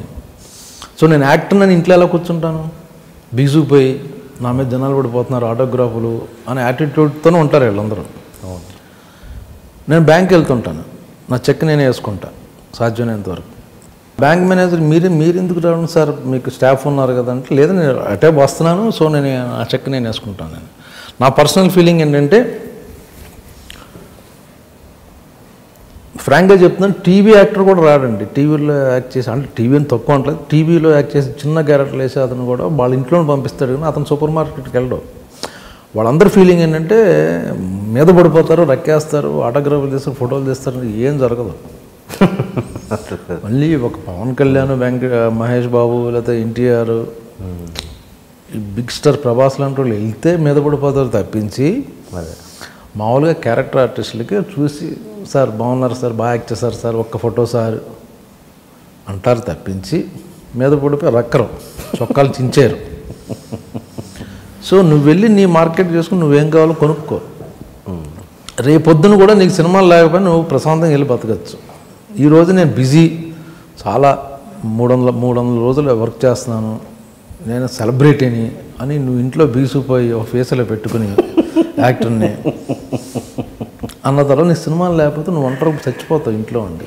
కరెక్ట్. సో గో డూ, నీకు 6 వరకు నువ్వు యాక్టర్, ఆ తర్వాత నీ పనులు హ్యాపీగా చూసుకో. శిల్పారామం వెళ్తానండి నేను, ఇప్పుడు శిల్పారామంలో ఎన్ని జరుగుతుంటాయో అక్కడికి వెళ్తుంటాను. షోలు జరుగుతుంటాయి, నాటకాలు, అక్కడికి వెళ్తుంటా. ఇనార్బిట్కి వెళ్ళి ఫిష్ కొనుక్కుంటుంటాను. సినిమా చూసేసి వచ్చేటప్పుడు అక్కడికి వెళ్ళి ఫిష్ కొనుక్కొని తీసుకొస్తాను. మణికొండలో కార్ ఆపి ఫిష్ కొంటా. సో కామన్ మ్యాన్గా బతికేస్తే గొడవ లేదు కదా, రేపొద్దున సినిమాలు లేకపోయినా కూడా బ్రహ్మాజీ మాకు ఎప్పటి నుంచి చూస్తున్నాం అంటారు. కరెక్ట్. అవును. సో మనకు ప్రశాంతంగా ఉంటుంది. నువ్వే ఊసిపోయి ఇంట్లో కూర్చొని నువ్వే యాక్టర్లో ఇంట్లో బిహేవ్ చేస్తే వేస్ట్ కదా అది. తర్వాత మనకే ప్రాబ్లం అయిపోద్ది. బయటికి నాకు విన్నాను అనమాట, ఎవరో చిన్న చిన్న పేర్లు చెప్పను కానీ అసలు రోడ్డు మీద ఇక్కడి నుంచి నడుతారు, క్యాప్ ఇలా పెట్టేసుకుని ఒక సినిమా హీరో అంట, కనబడిపోతుంది క్యాప్ ఇలా పెట్టేసుకుని ఇలా వెళ్ళిపోయి అని ఎక్కేవాళ్ళు. ఎందుకు అంటున్నా, అంతేగా, హ్యాపీగా ఉండి ప్రశాంత్. ఏదో 1-2 వస్తారు అంతే నీ దగ్గరికి, 3 నవ్వుతారు, షేక్ హ్యాండ్ ఇచ్చి ఫోటోలు దిగి వెళ్ళిపో. మీకు జనాలతో జరిగిన చాలా గుర్తుండిపోయిన ఇన్సిడెంట్ ఏదన్నా, జనాలతో పబ్లిక్ బయటకు వెళ్ళినప్పుడు? గుర్తుండిపోయేది ఏం లేదండి. ఇప్పుడు అంతకుముందంటే హ్యాపీగా ఎక్కడ పడతాడు బస్సులో, సిటీ బస్సులో తిరిగేసేవాడిని, రిక్షాలు, ఏది కోల్కతా వెళ్ళినా లేకపోతే అక్కడికి ఢిల్లీ వెళ్ళినా. ఇప్పుడు సోనీ మ్యాక్స్, సెట్ మ్యాక్స్ వలన అందరికీ తెలిసిపోతున్నా, అందరూ తెలిసిపోతుంది. నువ్వు సౌత్ యాక్టర్ కదా అంటాడు, ఇంకోడు నీ పేరు ట్రావెల్ మూర్తి కదా అంటాడు. ఏంటంటే జులై అన్నిసార్లు వచ్చింది క్యారెక్టర్ పేరు చెప్తుంటారు. ఎక్కడో హాలిడేకి వెళ్ళి ఎక్కడో జర్మనీలో అక్కడ ఎవడో గుర్తుపడుతున్నారు. ఇప్పుడు నార్త్ ఇండియా వెళ్తే సర్దార్ గబ్బర్ సింగ్ నేనని ఎవరో మన రావు రమేష్ హోటల్లో టిఫిన్ చేస్తున్నాం పొద్దున్న. మొత్తం స్టాఫ్ అందరూ గుర్తుపెడుతుంటే రావు రమేష్ షాక్. ఏం బ్రహ్మాజీ నువ్వు ఏ సినిమా చేసావు, హిందీ సినిమా నువ్వు చేసావు? లేదు రమేష్ ఏంటో తెలియదంటే వరుస పెట్టి సినిమా పాత ఎన్నో వచ్చేస్తున్నాయి కాబట్టి వాళ్ళకి బాగా నోటెడ్ అయిపోయినమాట. వాళ్ళు వచ్చి ఫోటోలు దిగేసి సో మొత్తం ప్రైవసీ అంతా దబ్బింది. ఓకే, ఇప్పుడు హీరోలు, మిగతా హీరోల గురించి మీ రిలేషన్ చెప్పండి. జూనియర్ ఎన్టీఆర్ కావచ్చు, మహేష్ బాబు అండ్ ప్రభాస్, ఎనీబడి మీకు సూపర్ స్టార్లు అయ్యారంటే వాళ్ళు మంచి క్వాలిటీస్ ఉన్న వాళ్ళు అవుతారండి. ఫస్ట్ థింగ్ డెఫినెట్గా వాళ్ళు ప్రతి ఒక్కళ్ళు పెద్ద స్టార్ అయ్యారంటే జనాలు అక్కడ ఇష్టపడ్డారు అనమాట. ఒకళ్ళు డాన్స్ బాగా చేస్తారు, ఒకళ్ళు ఫైట్లు బాగా చేస్తారు, ఒకళ్ళు డైలాగ్ బాగుంటుంది. అది నాకు చాలామంది అడుగుతున్నారు. మొన్నే ఎవరో నిన్న హైత్ నగర్ సైడ్ వెళ్తే అక్కడ అడుగుతున్నారు, ఏంటి సార్ మీరు అందరు సినిమాల్లో ఉంటారు, జనరల్గా ఒక గ్రూపు ఈ గ్రూపు ఆ గ్రూప్ అని ఉంటుంది కదా ఇండస్ట్రీలో, ఎక్కువ వాళ్ళ సినిమాలు చేసుకుంటుంటారు 12 years. మీరు ఏ హీరో చూసినా అందరితో ఉంటారో అందరు సినిమాలు చేస్తారంటే అది వాళ్ళు మంచిదనం, నా అదృష్టం కూడా అని చెప్పా. ఇప్పుడు మహేష్ బాబు గారు ఆయన సినిమాలు చేస్తుంటాను, జూనియర్ ఎన్టీఆర్, లేకపోతే మన చిరంజీవి గారు, నాగార్జున గారు, వెంకటేష్ గారు, అందరు సినిమాల్లో ఉంటాను. వాళ్ళ కొడుకుల సినిమాల్లో కూడా ఉంటున్నాను. బట్ అందరూ వెరీ నైస్ పీపుల్ అండి. యాక్చువల్గా జనాలు వాళ్ళ ఫ్యాన్ అసోసియేషన్ వాళ్ళు ఏళ్ళ కాళ్ళకి పడదని ఒత్తితే అది ప్రతి సినిమా చూస్తే మీకు తెలియదు. ఒక సినిమా రిలీజ్ అయితే ఇంకో పెద్ద సూపర్ స్టార్ ఫోన్ చేసి చెప్తాడు ఆ హీరోకి, అతను కొట్టేసావు, చాలా బాగా చేసావు, చాలా బాగుంది సినిమా, డైరెక్టర్లు మాట్లాడుకుంటుంటారు. అది ఫ్యాన్స్ తెలియదు, రైవల్ అనుకుంటారు. ఇప్పుడు మహేష్ బాబు జనతా గారు చూసి ఆయన ఫోన్ చేశాడు. అలాగే ఎన్టీఆర్ శ్రీమంత్ చూసి ఇలా ఫోన్లు చేసుకుంటారు, కాంప్లిమెంట్ ఇచ్చుకుంటారు హీరోలు. అది చాలా తెలియక. కానీ మరి వీళ్ళు పెట్టే ఆడియో ఫంక్షన్స్ కూడా అలాగే ఉంటాయి, అక్కడ తేడా వస్తుందిగా. వీళ్ళు పెట్టే ఆడియో ఫంక్షన్లో వీళ్ళు మాట్లాడే మాటలు బట్టి బయట జనాలు కూడా అలా అనుకోవాల్సి వస్తుంటుంది. బట్ వాళ్ళందరూ అందరూ ఫ్రెండ్లీగా ఉంటారు, అందరూ పార్టీల్లో కలుసుకుంటుంటారు, అందరూ బాగుంటారండి. ఇప్పుడు మహేష్ బాబు ఆయన సరదాగా ఆయన ఫన్ ఏదో జోకులు వేసుకుంటూ ఆయన బట్ వెరీ సీరియస్ యాక్టర్ అన్నమాట. ప్రతి ఒక్కళ్ళు అలాగే అందరూ జెన్యూన్గా చాలా ఫ్రెండ్లీగా ఉంటారు అందరూ. మీకు తెలిసిన ఇద్దరు స్టార్ యాక్టర్స్ బెస్ట్ ఫ్రెండ్స్ ఎవరు స్టార్ యాక్టర్స్లో?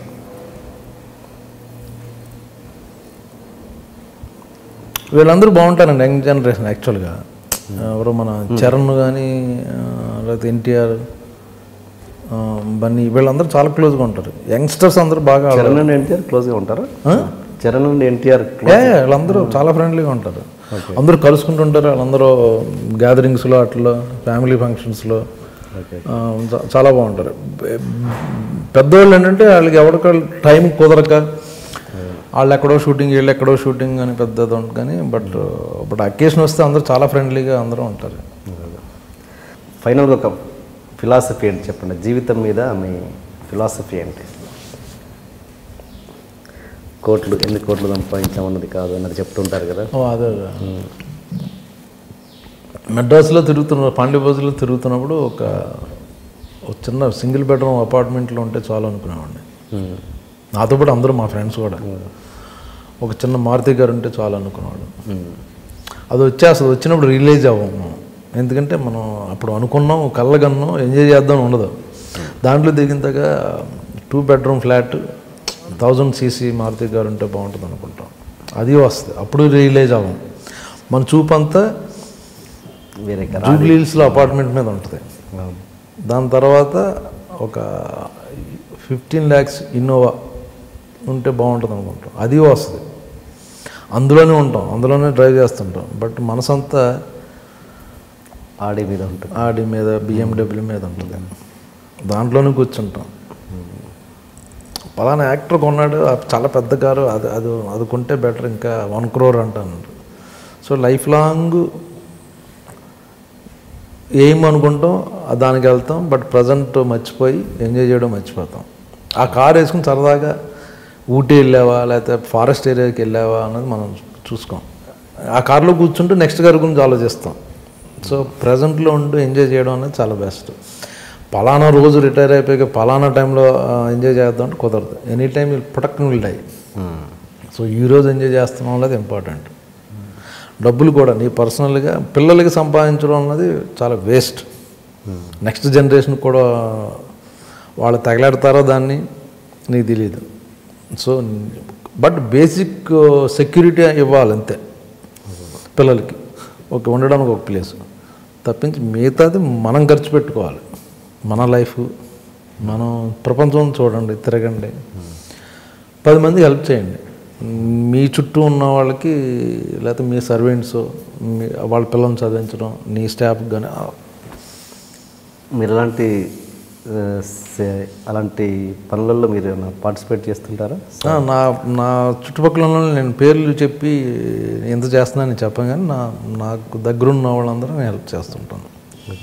మీరు ఆ స్టేటస్ని దాటిపోయారా? ఫలానా ఈ కారు ఉన్నప్పుడు ఇంకో కారు అన్నది ఆ స్టేటస్ని దాటిపోయారా మీరు? ఎండే ఉందండి. ఇప్పుడు నేను వాల్వో కార్లో తిరుగుతున్నానండి. అందులోనే 1.5 కారు ఉంది. అది కొనుక్కున్నాడు కదా సుబ్రహ్మరెడ్డి గారు తిరుగుతున్నారు కారు, అసలు అది 3 crores. అది తీసుకున్న తర్వాత టాటా వాళ్ళు అంబానీ వాళ్ళ అబ్బాయి తిరుగుతున్నాడు. ఇంక దెర్ ఇస్ నో ఎండ్. అదే ఆ స్టేటస్ని మీరు దాటిపోయారా అంటున్నాను. అంటే అవును, మెటీరియల్ థింగ్స్ ఒక టైంలో ఉంటుంది. అది ఉండడంలో తప్పలేదు, ఎందుకంటే మనం టార్గెట్ పెట్టుకుంటాం. ఆ కార్ను కొనాలంటే దాన్ని వర్క్ చేయాలి. So I'm not telling that ఒక టార్గెట్ ఒక ఎయిమ్ ఉండడం మంచిది, బట్ అది వచ్చిన తర్వాత ఇంక దానికి లిమిట్ లేదు. నేను ఫలానా యాక్టర్ని అయిపోవాలని మళ్ళీ తర్వాత ఇంకా అది పెర్ఫార్మెన్స్ ద్వారా ఇంప్రూవ్ అయ్యి అతనికన్నా బెటర్ బాగా చేయాలని ఉండడం వేరుని, అతనికన్నా ఎక్కువ సంపాదించాలన్నది వేస్ట్. నేను మీరు పడుకునేది ఒక ఏసీ అండి. వరల్డ్ రిచెస్ట్ మ్యాన్ కూడా అదే ఏసీలో పడుకుంటాడు. ఆ బెడ్ అంతే, ఆయనకి అదే బెడ్. కారు ఆయనకు ఉంటుంది, మీకు కారు అదే ఉంటుంది. మీ దగ్గర 2 కోట్లు ఉన్నా 100 కోట్లు ఉన్నా మీరు కోటేశ్వరుడే, అతను కోటేశ్వరుడు. మీరు ఈ లైఫ్ ఏ విధంగా లీడ్ చేస్తున్నారు, ఎంత ఎంజాయ్ చేస్తున్నారు అన్నది మోస్ట్ ఇంపార్టెంట్ థింగ్. ఎస్, ఎందుకంటే నేను కోటేశ్వరుని చూసి నిద్రపోవట్లేదు. వాళ్ళు చాలా ఉంది టెన్షన్ వాళ్ళకి, అదేమైపోద్ది ఇదేమైపోద్ది. సో తక్కువ డబ్బులు ఉంటే హ్యాపీ యాక్చువల్గా. Good, okay. అండ్ స్ట్రగుల్స్ విషయం, మీ కెరీర్ బిగినింగ్ స్ట్రగుల్స్కి వస్తే చాలా కష్టపడి ఈ స్టేజ్కి వచ్చారు. బట్ ఇప్పుడు యాక్టింగ్ అన్నది చాలా ఈజీ అయిపోయింది. ఎంట్రన్స్ అన్నది చాలా ఈజీ అయిపోయింది. ఓకే, వాళ్ళు సక్సెస్ అవుతున్నారు, ఫీల్డ్ పక్కన పెట్టేస్తే ఈజీ అయిపోయింది. ఎవరు పడితే వాళ్ళు రావడం, అంటే టాలెంట్ ఉన్నా లేకున్న తర్వాత ఈజీ అయితే అయిపోయింది. దీన్ని మీరు ఎలా చూస్తారు? ఆపర్చునిటీస్ ఉన్నాయండి, బట్ ఎవరు పడితే వాళ్ళు వచ్చేయడం కూడా ఈజీయే. బట్ ఎంతవరకు సస్టైన్ అవుతారు ఓన్ అన్నది టాలెంట్ ఉన్నవాడు. ఇండస్ట్రీకి మంచిది అని అంటారా? అంటే అందులో మేబీ రామ్ గోపాల్ వర్మ లాంటి వాడు వస్తాడేమో. ఆయన మామూలు పని చేయట్లేదు. చాలామంది తెలియదు ఏంటంటే రాము గారు ఓపెన్ చేశాడు, నెక్స్ట్ 100 years సినిమా చూపిస్తున్నాడు అందరికీ. ఆయన చేసిన సినిమా బాగుండకపోవచ్చు, బట్ ఆయన చేసిన ఎక్స్పెరిమెంట్ చాలామంది కాన్ఫిడెన్స్ వచ్చింది. 5Dతో సినిమా చేయొచ్చు, ఐఫోన్తో సినిమా చేయొచ్చు. కానీ యాక్టర్ వాల్యూ పడిపోవట్లేదా? ఇప్పుడు సపోజ్ ఓకే, బ్రహ్మాజీ గారు ఒక 5 లక్షలు తీసుకుంటున్నారా, ఆయన ఎందుకు 50,000లో ఇంకో ఆర్టిస్ట్ ఉన్నాడు అతను పెట్టేసుకోండి, తీసుకుంటారు. బట్ అది అది ఇప్పుడు మీకు సినిమా చూసేటప్పుడు బ్రహ్మాజీ ఉన్నాడా లేదా ఆడున్నాడా అని ఎవడో అనుకోరండి. సినిమా పెళ్లి చూపులు ఎవరున్నారండి, లేరు కదా. సో సినిమా బాగుంటే చూస్తే కనెక్ట్ అవుతారు, లేకపోతే లేదు. అరే బ్రహ్మాజీ లేడు ఇందులో, నేను వెనక్కి వెళ్ళిపోడు టికెట్ చించేసి. ఓకే, అంటే స్టార్డమ్కి వాల్యూ లేదంటారు మీరు? సూపర్ స్టార్కి వాల్యూ డెఫినెట్గా ఉంది, బట్ కొత్త వాళ్ళకి కూడా అవకాశాలు ఉన్నాయి. ఇప్పుడు 2 సినిమాలు ఉన్నాయి మనకి. నీకు దమ్ముంటే మంచి కంటెంట్తో కొత్త ఆర్టిస్టులతో 5Dతో తీసుకో, 10 రోజుల్లో తీసుకో, 20 రోజులు తీసుకో. ఆ సినిమాలు ఉన్నాయి. Okay, same time super star సినిమాలు, స్టార్డమ్ సినిమాలు అవి కూడా ఉన్నాయి. ఆ అదృష్టం ఇప్పుడు వచ్చింది మనకి. మల్టీప్లెక్స్ల సినిమాలు కొన్ని ఉన్నాయి. నువ్వు డిఫరెంట్ మూవీస్ కావాలంటే మీరు తీసుకోవచ్చు. దేర్ 100 crores మూవీస్ ఉన్నాయి, అవి ఉన్నాయి, ఇవి ఉన్నాయి. ఓకే, ఓకే సార్, ఇంటర్వ్యూ అయిపోయింది. కానీ ఒక చిన్న క్వశ్చన్, మీకు నన్ను ఎక్కడైనా చూసినట్టు గుర్తుందా? మీకు ఎక్కడైనా చూసినట్టు అనిపిస్తుంది? అనిపిస్తుంది. చూసిన ఎక్కడ ఏం తెలియదు, ఎక్కడో చూసాను అనుకుంటున్నాను. ఎక్కడో ట్రావెల్ అయ్యాం, వర్క్ చేసామని కూడా అనిపిస్తుంది. అవునా? అవును. అప్పట్లో ఒకడు ఉండేవాడు సినిమాలో అప్పట్లో ఒకడు ఉండేవాళ్ళు మీ కాంబినేషన్లో నేను యాక్ట్ చేశా కదా. నక్సలైట్ లీడర్, నక్సలైట్ బోర్డు మీద. అవును, అదే నేను తెలిసిన ఫేస్ అనుకుంటున్నాను. ఎక్కడో చూశాను అనుకుంటున్నాను, కానీ నాకు కరెక్టే. అది చాలా మంచి సినిమా అండి. డెఫినెట్ మంచి సినిమా. సాగర్ పరిచయం బాదే. గిరి మీరు నిలబడి వింటారు కదా. అవునవును, చెప్పినట్టు గుర్తు నాకు. ఇక్కడ నేను ఇక్కడ కనెక్ట్ చేసుకోలేదు, కానీ నిజమే అప్పుడు సాగర్ చెప్పాడు. కరెక్ట్, డెఫినెట్గా మంచి సినిమా వద్దని చాలా నేను డబ్బింగ్ కూడా చెప్పాను. చాలా నేను చేసిన వాటికి డిఫరెంట్ క్యారెక్టర్ ఇది టోటల్గా. Anyway sir, all the best. And షోకి వచ్చినందుకు చాలా థ్యాంక్స్. Thank you. మళ్ళీ మీరు మంచి అంటే చాలా ఇంకా లాంగ్ కెరీర్ ఉండాలి మీకు. మీరు అంటే మీ మంచితనానికి ముఖ్యంగా. Thank you sir. Thank you అండి. Thank you. తనకు ఇష్టమైన పనిని మూర్ఖుడు కూడా చేయగలడు, కానీ బుద్ధిమంతుడు మాత్రం తాను చేస్తున్న ప్రతి పనిని తనకు ఇష్టమైన పనిగా మార్చుకుంటాడు.